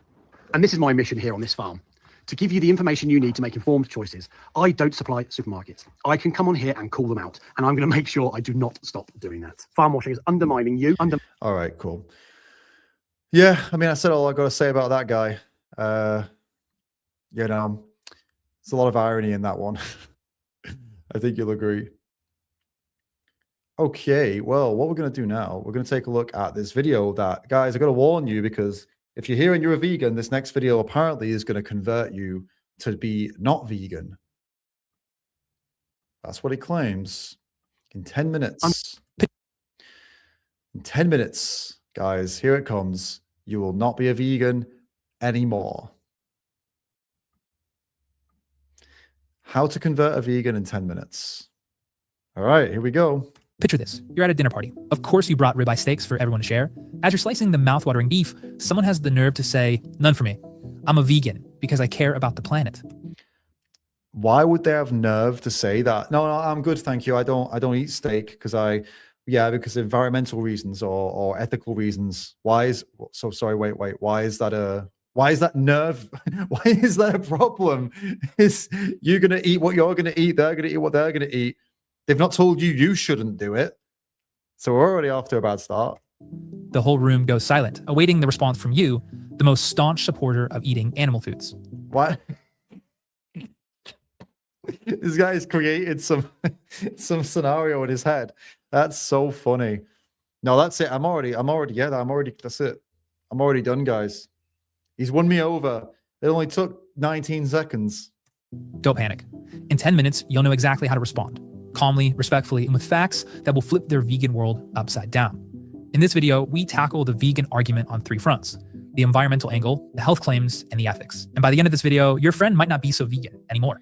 This is a completely AI-generated video, by the way. I mean, at least the voices, but I don't know about the actual, just FYI. I don't think this is a real voice. Let's begin. Out of any of the arguments that vegans make, the environmental claims tend to be their favorite. That's not true. So already wrong.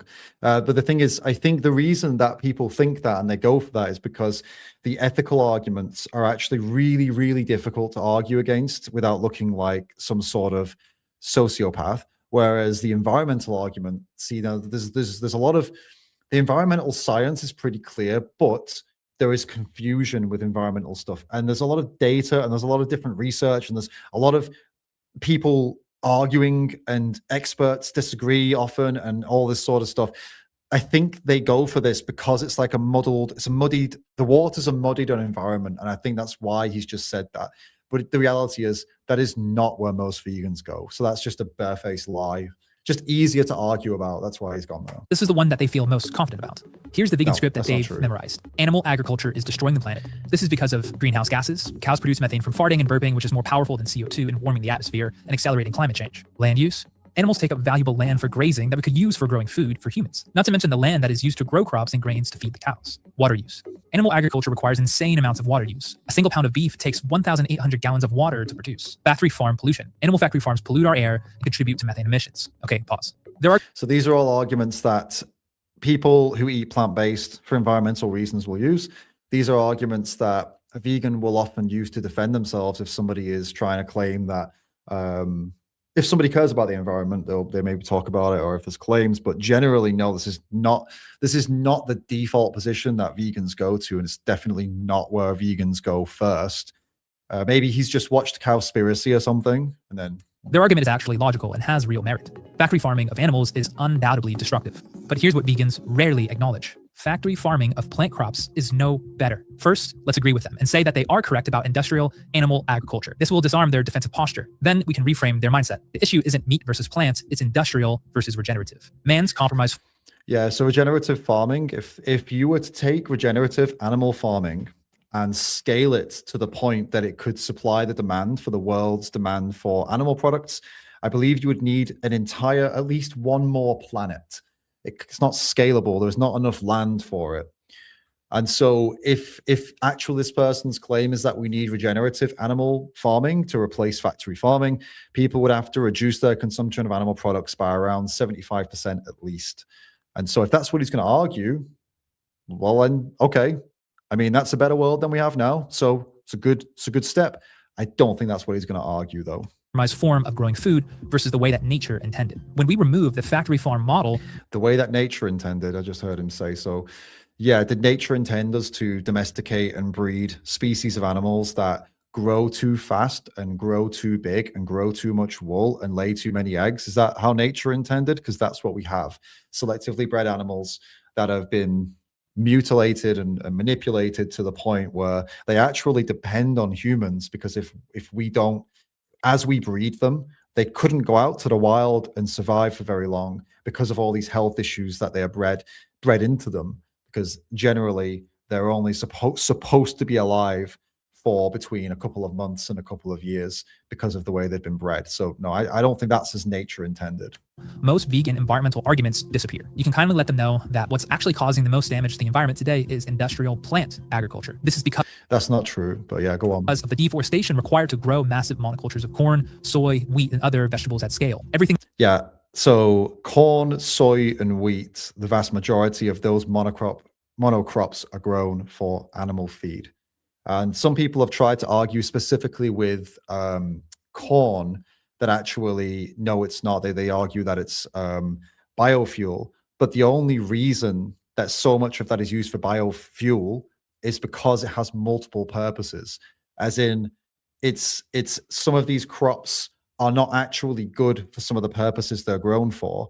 But as they have multiple purposes, i.e. animal feed and various other things, they grow them. If they weren't grown for animal feed, they most likely wouldn't be grown at the scale they're grown full stop, because they're not very good for these other things in a lot of cases. So already, yeah, not off to a great start. Everything that goes into their delightful Beyond Burger, and even the vegetable and grains that they buy from their grocery store. These crops require synthetic fertilizers, pesticides, and herbicides that run off into our rivers and oceans. Each harvest. Yeah, so pesticides and herbicides are definitely a problem, but again, the vast majority of the monocrops that are using them are grown for animal feed. Not the vast majority of crops overall, but the ones that are specifically the problem that he's pointing to are grown for animal feed. So also, yeah, generally pesticides and herbicides are an issue for sure. And that's an issue that I think the animal advocacy vegan movement can get to at one point. There are various other issues, for example, the impact of crop agriculture on wildlife, the impact of herbicides, pesticides on wildlife and on our health as well. These are all issues for sure that need to be handled, and they can be handled. We can grow crops without that, and we can grow crops with lesser impact on the environment and on other animals.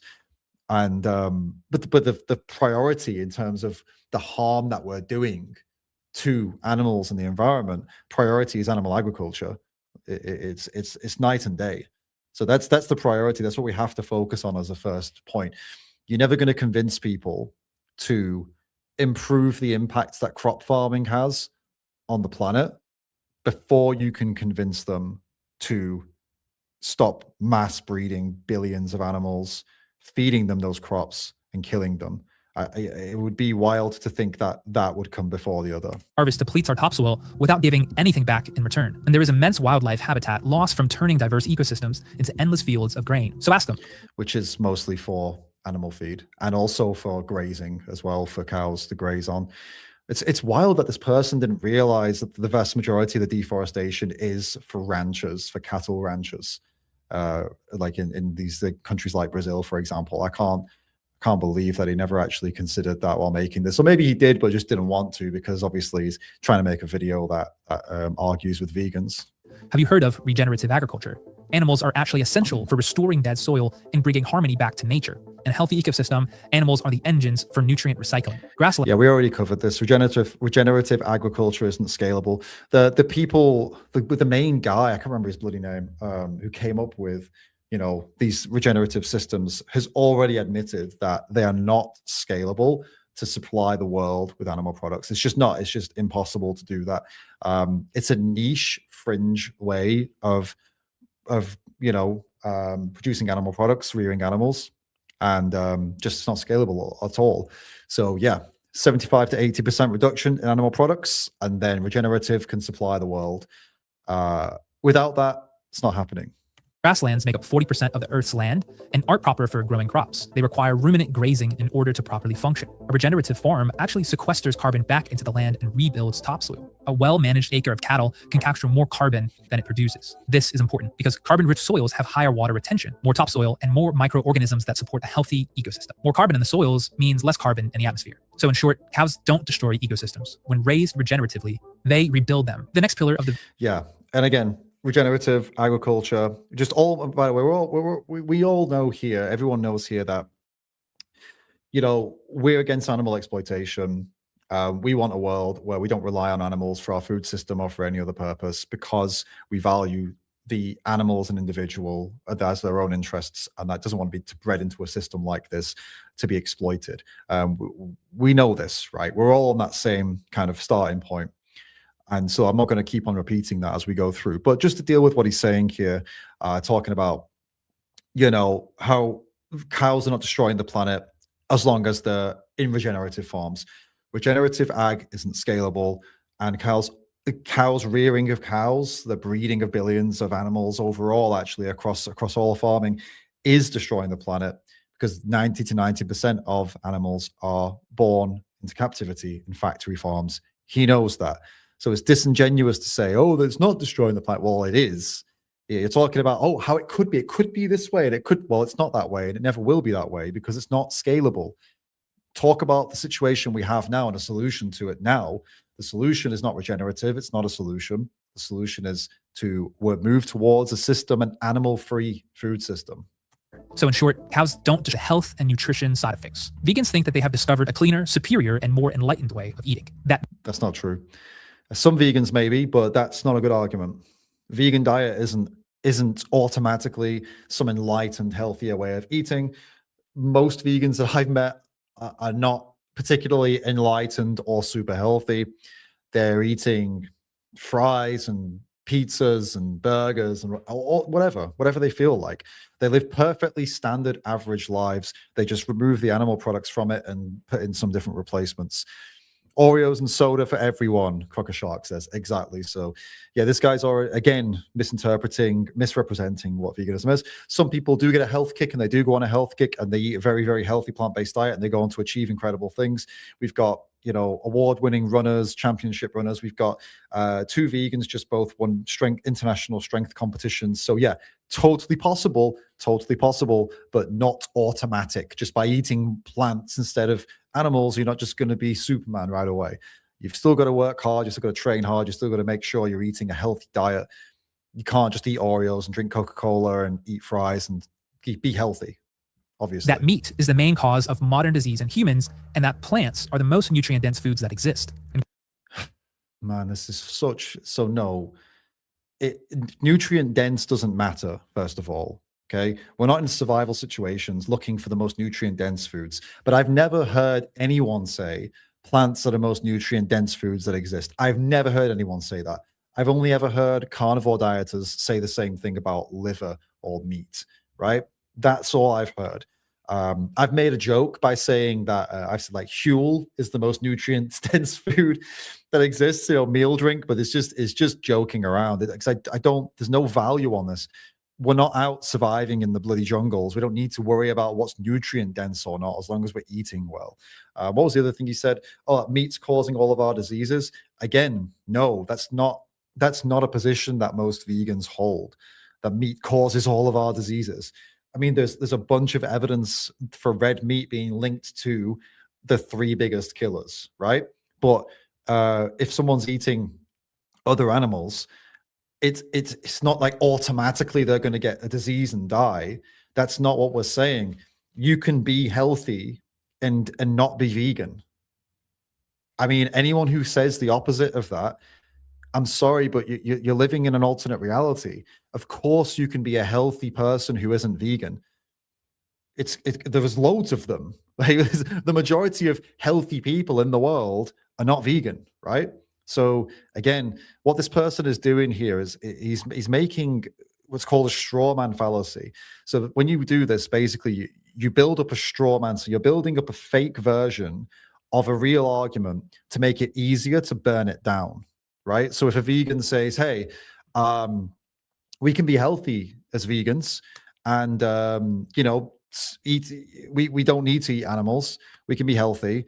I'm healthy. I've got friends who are healthy. And he's got, oh, so the thing is, right? So you think that eating meat's going to make you unhealthy, don't you? And you think you're the healthiest person in the world. I was like, well, no, that's an easy thing to argue against because it is, right? But that's not what I said, is it? You're just looking for an easy way to win the argument. This is exactly what this guy's doing. Meat is then forbid they watch the cause of modern disease in humans, and that plants are the most nutrient-dense foods that exist. And God forbid they watch the Game Changers movie and think that veganism is the most optimal diet for athletes. So the Game Changers didn't say that vegan diets are the most optimal diets for athletes. They showed that what's possible eating plant-based. They showed that these people don't suffer from any loss of muscle or athletic ability.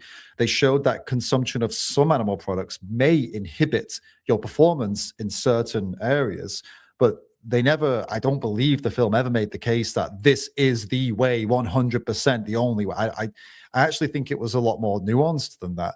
I mean, they even had Arnold Schwarzenegger in the film. He's not a vegan. So why would they have people in the film who are not vegans, who don't eat a plant-based diet, to talk about these things if they were saying that this is the optimal way. You know what I mean? That doesn't make any sense. It was a much more nuanced film than that. Here are the 3 main vegan talking points when it comes to health. Number 1, meat causes cardiovascular and other diseases because of saturated fat, cholesterol, and heme iron. Number 2. So no, that's not it. Meat in general. I've never heard. I mean, I've heard vegans say maybe something like that, but it's not like a general argument that's like, oh, if you're into health and nutrition, you know that red meat is linked with these things. But yeah, as I already said, somebody can consume animal products and be healthy. It doesn't automatically mean they're going to get cardiovascular diseases. Number 2, a vegan diet promotes longevity and energy due to fiber, antioxidants, and lower saturated fat. And I've never heard that before, to be honest with you. I've heard people say that eating whole food plant-based diet or a very, very healthy vegan diet can promote longevity. But yeah, that's the same with a very, very healthy non-vegan diet can also promote longevity. That's not a controversial thing to say. And number 3, you can get everything you need from plants. Yeah, you can get everything you need. You can get everything you need from non-animal based sources is the way I would phrase it. Nutrients exist in plants, and if you eat a balanced vegan diet, you won't be deficient in anything. They will which is accurate. Likely point to the blue zones to show that people who live the longest are on high carb, low meat diets. Okay. Well, the blue zones they're not vegans. That's just an example of people who can, and also the blue zones I read a little bit about that actually their lifestyles are also a big part of that. They apparently live quite active lifestyles, low stress, but yeah, also their diets are not vegan diets anyway. So okay, let's take a breather. It can be infuriating to hear arguments that are so illogical and wrong. Yeah, they're just so illogical and wrong. Yeah, sure. No, they are false versions of real arguments, of real nuanced points that are correct, that you've used here to try and make it seem like vegans are these crazy, unreasonable people that hold all these narcissistic views or whatever. Yeah, sure. But first, we have to compliment their commitment and intentions towards health. It's extremely important we are all on board for eating the healthiest diet we can, and then we can drop the truth bomb. Most of the modern health issues caused by diet are from ultra-processed plant foods, not... No, that is absolutely wild that he would call it ultra-processed plant foods. He's referring to, I assume, things like fries, right? Would you call fries an ultra-processed plant food? What a weird way to put it. No one in the world is claiming something like deep-fried potatoes is a health food. Or what else is he going to say? Not animal products. Essential nutrients like vitamin B12, K2, HDA, heme iron, creatine, taurine, and many others come exclusively from... So creatine and taurine are not essential nutrients. Also, what's the one thing he said? Nutrients like vitamin B12, K2, HDA, heme iron, creatine, taurine, and many... So B12 is an essential nutrient, and it never came from meat. It actually originates in bacteria. It's supplemented to most animals in animal farming. K2 is not exclusive to animal products either. Heme iron is not an essential nutrient. Iron is, and we get iron from plant-based. Creatine and taurine are both not essential nutrients, and yeah, you can get creatine. Supplement creatine is like one of the most inexpensive supplements ever, and that's actually the best way to get it. If you're eating meat for creatine, that's a ridiculous thing to do, and nobody would ever say, oh yeah, I eat steak for creatine, because it's absolutely nonsensical and the most cost inefficient way to get more creatine in. And again, taurine, you can again supplement taurine, and both of them come from non-animal based sources, and both of them are not essential. And many others come exclusively from animal foods. Not true. And if you actually look into cardiovascular studies, you will find that those people who are eating a standard American diet, they are often under-eating quality animal foods and are over-eating highly processed grains and seed oils. They're over-consuming. Oh my goodness. So this guy is blaming vegan diets for people who are over-consuming donuts, hot dogs, burgers, and Coca-Cola. Wait. You see the picture, right? So that on the right-hand side, the only thing there that's vegan is Coca-Cola. The donut would have egg in it. The hot dog is pig, obviously, and the burger is going to be most likely chicken or beef or a cow. So where is the vegan diet the problem here?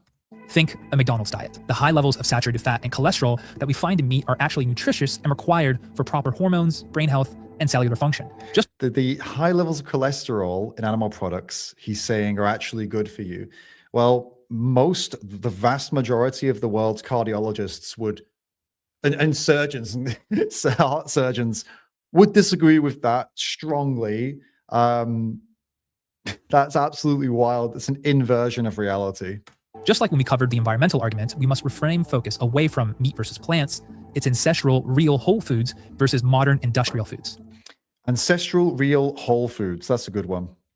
So the word ancestral means absolutely nothing. It was ancestral for us to drink dirty water, for example. So should we go back to that instead of our clean processed water? Because ancestral, it's ancestral real water. Drink it with all the bacteria and the stuff that's likely going to kill you and make you sick. Don't drink this processed water. Processed or unprocessed is irrelevant as to whether something is healthy or not, right? Something can be processed, heavily processed, and it can be incredibly healthy for you. But something can be unprocessed, completely from the nature, plucked off a tree, and it can kill you. This is, we've got, I don't know where he's going with this right now, but this, the amount of fallacies, misinformation, and, you know, the bloody straw manning of the arguments and everything here. Is this, it's just, they have to do this, don't they? They have to lie. They have to misinform. Otherwise, they just can't do it. They can't actually argue against these things. Human beings evolved eating a diet of ruminants, organ meats, eggs, and seafood, not oat milk, tofu, and canola oil. Yeah, humans also evolved living in caves with little to no clothing, dying of a scratch because of infections, drinking dirty water, and also, we were, for a large part, also scavengers. So probably eating rotting meat and eating rotting food. What does it matter? We also didn't have Wi-Fi, modern medicine, air conditioning, heating. So what? We change and we move on.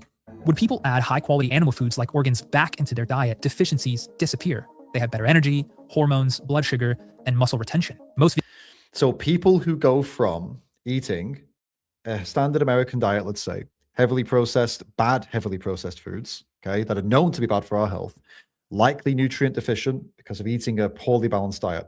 When they eat foods that have lots of the nutrients that they didn't have before, like organ meats, and they introduce more foods into their diets that have more nutrients in them, they get more energy and feel better? No way. Oh my goodness. It's almost like if you eat a balanced, nutritious diet, you will feel healthier and better. Isn't that interesting? That is mind-blowing to me, actually. We need more research on this, guys. We need more research on unhealthy people eating more nutritionally adequate foods and if it makes a difference or not. The beauty of this, by the way, is that those people who are eating unhealthy diets with low nutrient value foods could have been switching their diets to vegan foods that are high nutrient foods. And guess what? They would have had the same improvements in their health, same or better potentially, but at least the same. This is not an argument against the vegan diet. This is an argument against bad, nutritiously inadequate diets. Most vegans that are thriving are young, supplementing heavily, or still living off of stored nutrients from when they did eat meat. Have you? Oh my God, man. So I don't even know where to start with this. The only supplement that is required for somebody eating a vegan diet is a supplement, B12 supplement, which is already supplemented in animal products. Animals are supplemented with B12. So either way, you're taking a supplement. It's a reality of the world we live in. The world's different now. We no longer go scrubbing around in the dirt. Our food is very clean. It's in supermarkets, and the way we process everything and the way we grow things, right? B12 is just not really out there naturally anymore. Okay, no big deal. It's not an expensive supplement. There are some plant-based products that have B12 in it. There's some seaweeds, I think, but depending on where you are in the world, that can be tricky to get a hold of. Whatever. That's the food system we have right now. It's the situation we find ourselves in in society. Right. Apart from that, you can obtain every other nutrient, essential nutrient, with plant-based diet. That's it. With animal-free foods. So I don't know why somebody would need to take a long list of supplements unless there was inaccessibility. They couldn't get the stuff there. They're too lazy to. Like I'm lazy. I just take a multivitamin like millions of other people in the world do, by the way. The supplements industry is propped up by people who aren't vegan. It's $1 trillion industry, and it's not the vegans that are keeping it there. It's people who aren't vegan. And so that's not an argument against the vegan diet either. What was the other thing you said? That are thriving are young, supplementing heavily, or still living off of stored nutrients. Yeah, the stored nutrients thing is also funny. Yeah. So no, there are lifetime vegans. I'm a lifetime vegetarian and vegan for 16 years. There are lifetime vegans. There are vegans who've been vegan for 40 years and more. So yeah, no, it's obviously incorrect. Nutrients from when they did eat meat. Have you ever met anyone who has been vegan for more than 10 years? And are they genuinely healthy? Most people. Yes. And yes. People don't last on the vegan diet, and the ones that do typically don't look so healthy. So yeah, this is another good one. The idea that people not lasting eating a vegan diet is a signal that it's not a good diet, that vegan diets don't work. That's the idea. So I guess the gym is bad for you then. Exercise is bad for you as well, because most people quit their workout programs. Most people quit their New Year's resolutions to eat healthy also. So I guess eating healthy is also bad for you. The gym is bad for you. Healthy diets are bad for you. Even though we just said healthy diets are good for you, but no, healthy diets are bad for you because most people don't maintain it. They quit. That makes sense, right? Makes total sense. No, the reason that people quit vegan diets is the same reason people quit the gym, the same reason people quit eating a healthy diet. They just have no willpower. They get distracted. They miss the foods that they liked before. They like donuts. They like chocolate. They don't like vegan chocolate as much. They miss it. They have a bad day. Someone convinces them, oh, come on, mate, just come and have burgers with us like the old days. I don't know. They get nostalgic. Life gets in the way. These things happen. It's the same reason, as I said, oh, don't go to the gym, mate. Come party with us. All right. Then the next day, don't go to the gym anymore. It doesn't mean the gym's bad. Healthiest diets incorporate animal foods alongside plants. When people say meat is unhealthy, they're almost always talking about processed foods, not real whole animal foods. The studies that... Again, yes, there are a lot of processed foods that are unhealthy, but something being processed doesn't automatically make it unhealthy.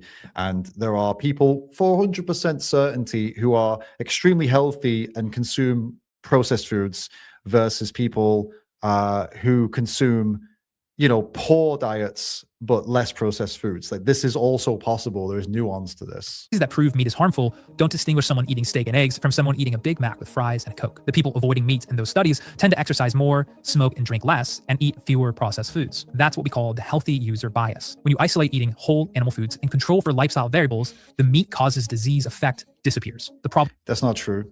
Red meat is there's a bunch of research. I'm not going to get into it. We could ask Matthew Nagra when he comes on, but there's a bunch of research that also deals with these lifestyle factors, takes them out of the picture, and certain levels of consumption of red meat are still linked with higher rates of these diseases. So no, he's not right there. The problem isn't meat, it's processed food. And that's not even meat, by the way. Again, as I already said, I'm not even being the person here to say that, oh, if you eat red meat, you're going to die of heart disease. That's not what I'm saying. I'll say it again. You can be healthy as somebody who isn't vegan. You can be healthy and eat red meat. It can be possible. And it is, if it's controlled, if it's less, if it's not like overconsumption. That is not the reason I'm a vegan. And that is not the reason I would tell people to become a vegan. It's like, oh, because red meat is going to kill you. Absolutely not. The reason to become a vegan is other animals. You shouldn't be taking the lives of animals for the sake of our personal preferences or our enjoyment. And everybody agrees on this. Everybody agrees on this until it comes to what they eat. Most people don't like bullfighting. They say, no, don't take the life of an animal, torture an animal, do that to an animal for the sake of an experience. What the hell's wrong with you? Don't go hunting for trophies. What's wrong with you? I don't care if you like kicking dogs. Leave that dog alone. And then we say, well, I don't really care if you like eating burgers, leave the cow alone. And then all of a sudden, we're the problem. No, we all agree. Come on. We should agree on this. This is where things get the most emotional for vegans, the ethics.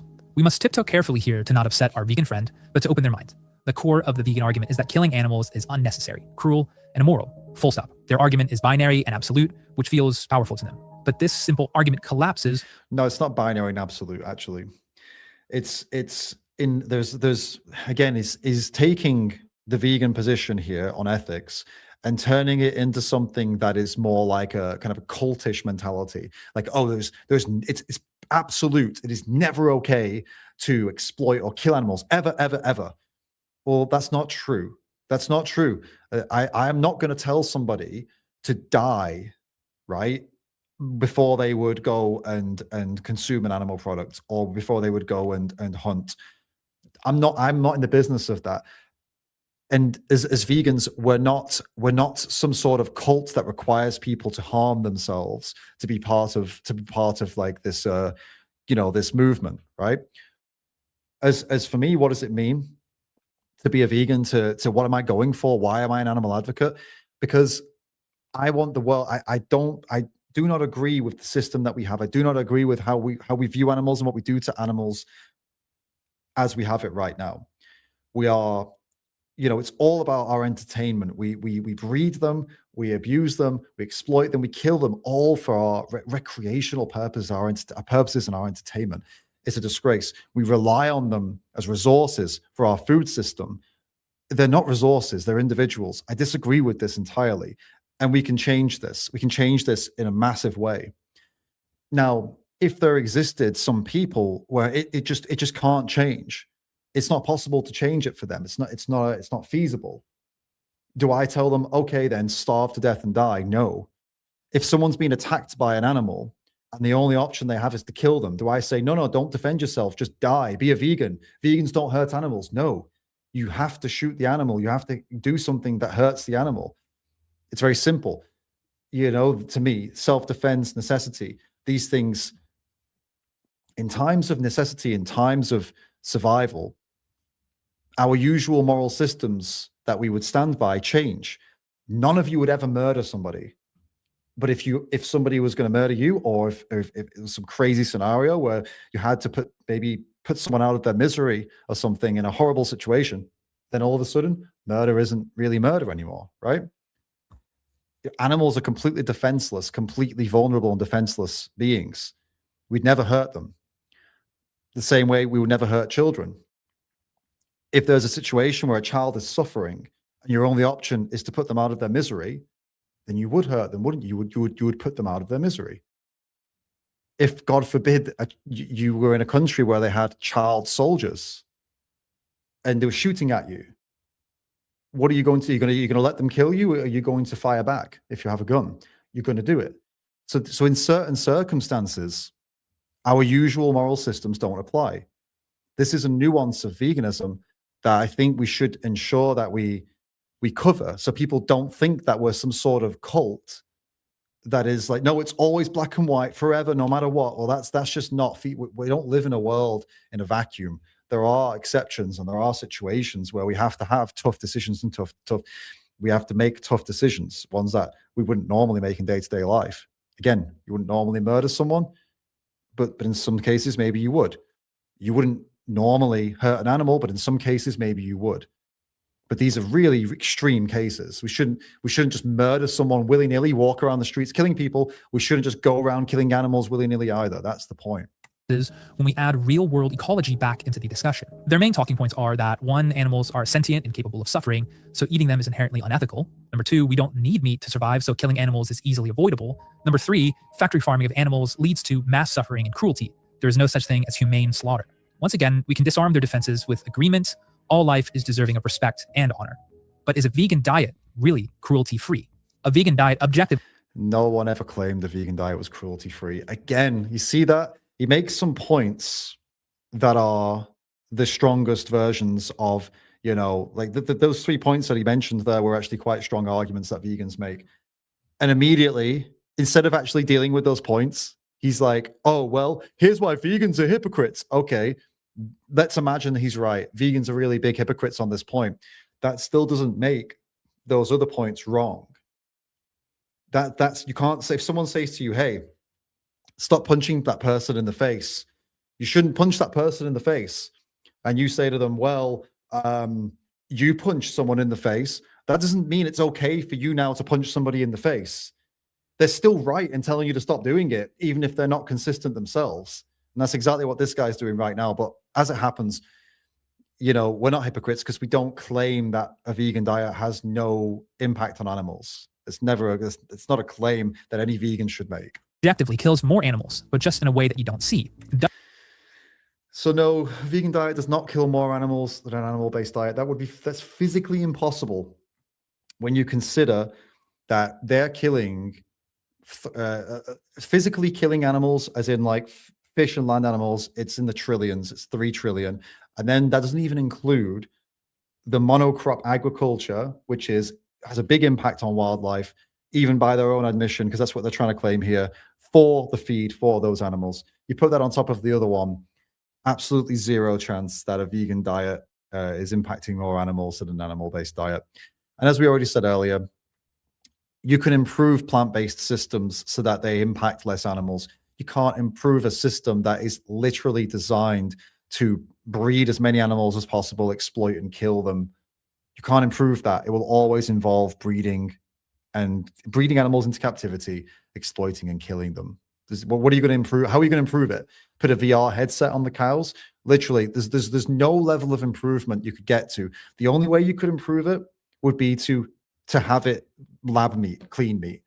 That doesn't even involve animals anymore. That's the only way you can actually make substantial improvements to that system. Industrial crop agriculture kills and displaces millions of animals every year. To grow vegan staples, we destroy entire ecosystems to make way for monoculture fields.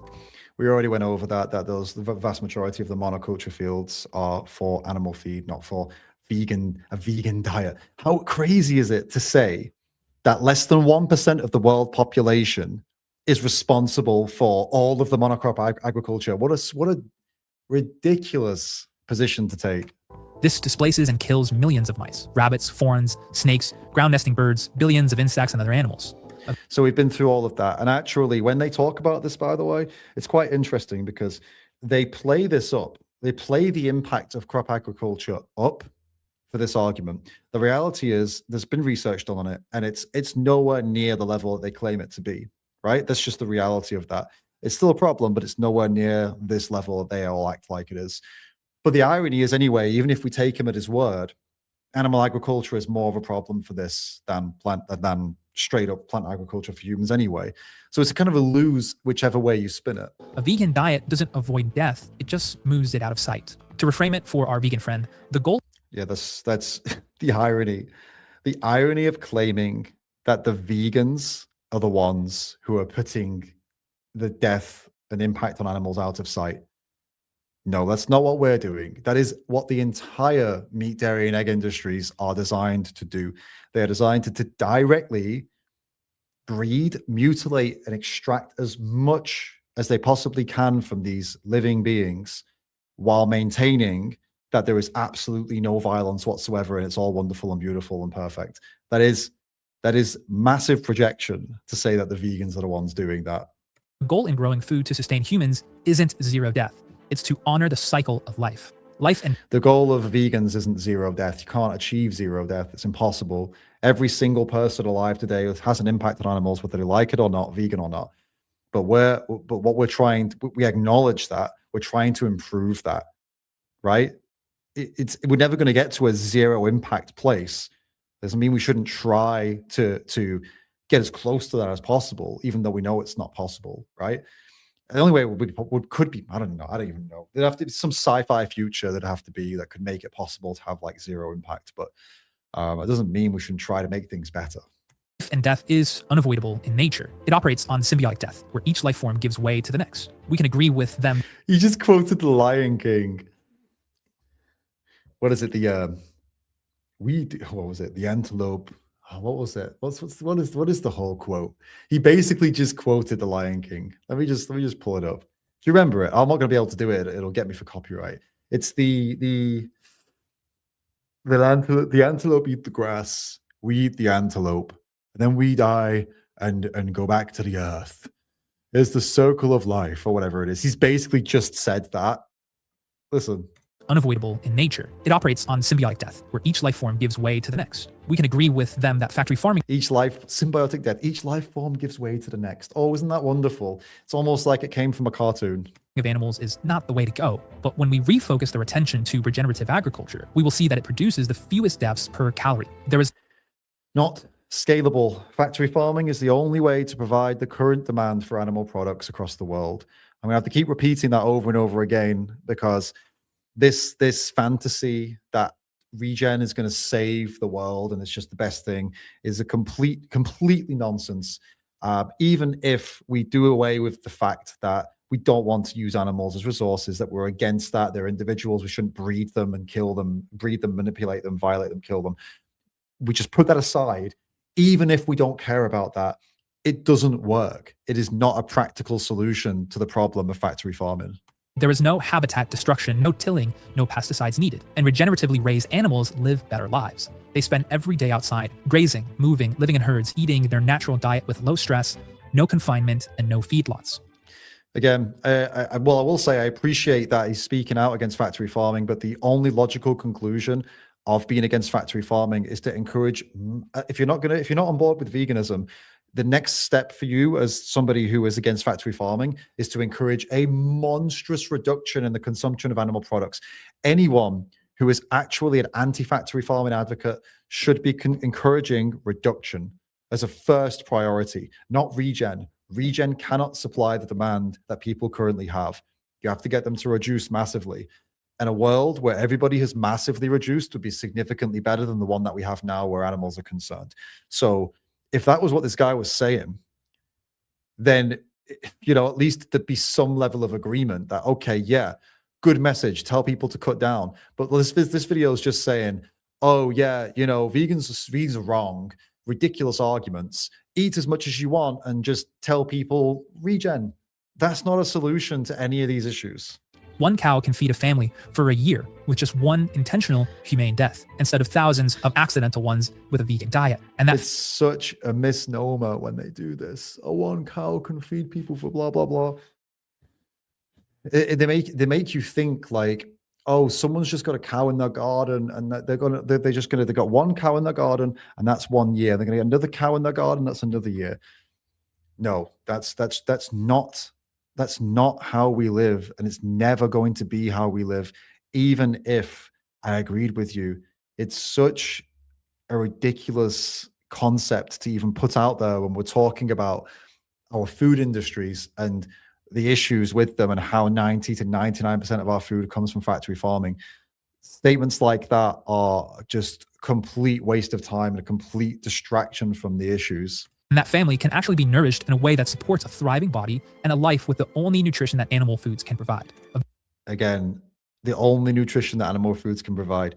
There is no magical nutrient present in animal foods that is not available either directly, essential nutrients available from non-animal sources. Only B12 would be the one that you couldn't get from plants effectively, or that non-essential that can't be supplemented elsewhere, again, from non-animal sources. It just keeps on repeating these motivational quotes, these things that make people feel good about the way they consume and try and make people feel like they're connected to the earth and all this sort of stuff. And the problem is it's not done very well, this video, but the videos, like, these guys who do this sort of stuff make a career out of it. Man, it's just because it's so convincing. They romanticize the whole thing. They make you feel like I'm a real human being, ancestral, all this sort of stuff. It really sells people. Man, it's just such nonsense, though. A vegan diet kills blindly, but a regenerative diet harvests responsibly. So it's all written by ChatGPT as well. How do you convert a vegan? You don't yell at them or pressure them into eating meat. You simply listen to their flawed logic and offer kind rebuttals. The irony. This entire video has been flawed logic, and every point that he's come out with has been debunked. So, yeah. Veganism is built on good intentions. It just forgot that nature doesn't run on ideology. It runs in natural cycles, which cannot function without the help of animals. So yeah, no, our systems don't run on ideology, which is exactly what we're trying to fight against. It's actually not us who are trying to impose our ideology on animals. It's you. It's everybody else in the world. And everybody was raised with their parents teaching them the ideology that animals, you eat them, you use them, you wear them, etc. That's the problem here. like we should have moved away from this a long time ago, because we see that it's not only is it unethical, it's incredibly inefficient, it's incredibly damaging to our environment, and also we can be as healthy as we want to be without it. We have known this now for so long. The only reason we've not had massive system change is ideology. So the irony of saying that it's the vegans that have the ideology problem, that's projection. Yes, factory farming of meat is harmful, but if vegans care about animals, the planet, and human health, the answer isn't no meat. It's better meat. Meat raised regeneratively and in harmony with how nature really works. So the next time you hear... Again, the harmony in nature thing. Every animal that he's shown on the screen has never existed in nature. They're all manipulated, selectively bred, and domesticated in our food systems. Also, look at the images used. Look at the image of the vegan in here, and look at the Chad meat eater here. It's so funny, because actually in reality, the reality is that the majority of vegans I've come across look like perfectly average members of society. Some of them particularly healthy and particularly strong. You very, very rarely ever see a situation like this with some like big muscle bound guy. Like, oh yeah, because most meat eaters look like that. No, most meat eaters who train look like that. And guess what? Most vegans who train look like that. Big, strong back or whatever, and strong arms, is just going to the gym and eating enough. That's all you got to do to get that. It's just this video is such a whole bunch of nonsense. You hear someone say, I'm a vegan because I care. You can smile and say, me too. That's why I eat meat. Such a stupid video, man. Oh my goodness. Paul Saladino commented on it saying, good work, team. So is it his guys who've made this? Is it his voice? I hope it's not his voice, because it sounded like AI. That's so funny. For the argument that plants contain all nutrients we need, it can be pointed out we can't digest them enough to actually use it. We have one stomach. That's been disproven by massive studies that looked at thousands of people and found that, yeah, there's this malabsorption thing. They say like, oh, it's not as absorbable. It might be the case that some nutrients that come from plants are not as available absorption-wise as the animal counterparts, but when they've actually done the research on the outcomes, as in they've checked the nutrient values of people eating both diets, and they found that there was no significant differences. So even though it might be the case that absorption levels and rates are different, in the outcomes, it's not made a difference at all. They've not had deficiencies, so it doesn't matter. Next one, ask doctors how veganites are showing up in droves now with all sorts of health conditions. Never, ever heard a doctor go online and talk about that, because it's not true, because the vast majority of people Dr. sees are struggling from health-related diseases that are linked with consuming non-vegan diets, like you said, McDonald's diets and stuff like that. Even a few years of veganism will damage your body and brain. A few years of eating nutritionally inadequate diet will, not if you're eating a nutritionally adequate vegan diet. No, it won't. Ask doctors how many keto people are coming in, and you'll be told that they aren't. Well, they are, though. There's a bunch of people online who've been eating. Even Paul Saladino himself has admitted that keto is not a long-term diet. It caused him a bunch of health issues, and he had to stop doing it. So, no. Finally, a few years back, Peter wanted to exterminate all the sheep in New Zealand because of their farting. I don't think that's true. But if that is true, that would be crazy. But it's not. Great informative video. No, it isn't. Good work, team. Shut up, Paul Saladino. All right, there we go. Cool. Paul is as weak as a kitten and has visibly aged super fast. Yeah, I agree. I noticed that as well. It's probably because of all the sun exposure he had. He went through a phase where he was going outside all the time and saying, don't wear sun cream ever and get as much sun as possible. And he ended up, his face looked like leather. And then I think he realized he was completely screwing his skin up, and he just stopped doing it. And all of a sudden you see him in some videos now and he's a little paler, and I think he's just realized that was done. But yeah, he's already done the damage now. But no, there was that interview with Saladino where he's admitting that the diet that he promoted in the book that is still on sale, by the way, right, Carnivore Code, he's admitted that it is not good for long term. It caused him a bunch of health issues. He goes through them all, and it was really bad. and it's not sustainable. And now he's eating what he calls an animal-based diet, but he's still eating fruits and vegetables, and he calls them animal-based because what's his logic? Because they are stuff that our ancestors might have eaten. Basically, this is his logic now. But he's still selling the book that destroyed his health. You know, promoting the way of eating that destroyed his own health. He's still selling that, which is obviously insane. But it just goes to show you that these people are charlatans, you know. Like, he's more interested in, he positions himself as somebody who's interested in helping people with their health, but his behavior shows that actually he's more interested in making money, which is why his book is still for sale. You'd pull the book, wouldn't you? If you promoted something, genuinely believing it helped people, and then you realized later that it doesn't, and that actually it could make you really unhealthy, you'd stop selling the book. You'd make a statement and you'd tell everybody, like, hey, I messed up, I'm sorry. You should stop eating that way right now before it goes out of control, right? Before you get sick or whatever, but you didn't do that.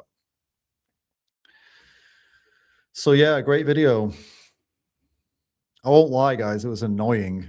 It's annoying because it's not annoying to argue against the nonsense in the video. That bit is relatively easy. What's frustrating though is that exactly what you've just said, Philip. It's infuriating that wild misrepresentations like this get spread. That's the problem. That's the real problem, because by the time a clip like that has gone viral, it's so difficult to fight against it.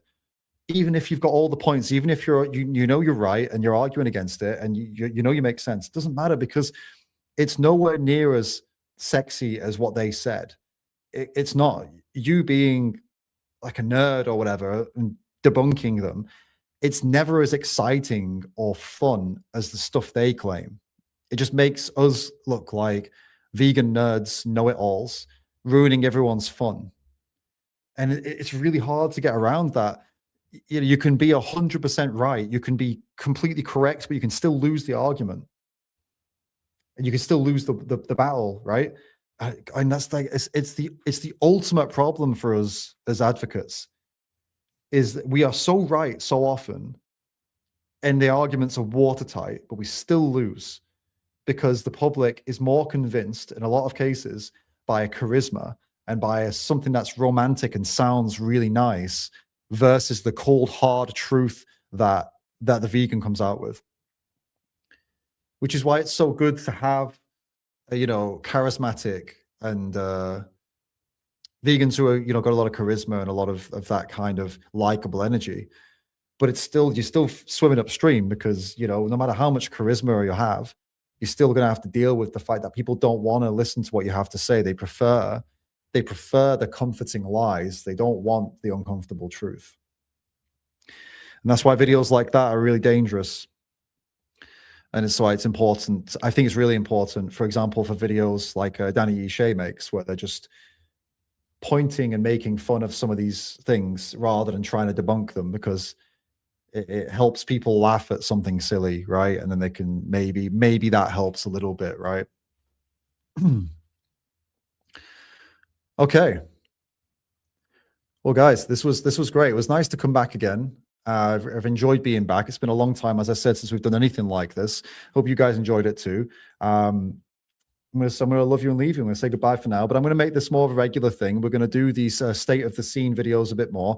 And you let me know in the future, you know, get down in the comments as soon as we finish this video, get down in the comments, tell me what would you like to see in future state of the scene streams? Because ultimately I'm interested in what you want to see for this. What sort of topics and things are you interested in seeing, you know, within the vegan scene? What do you like to know about what's going on? Like, what do you want me to look at?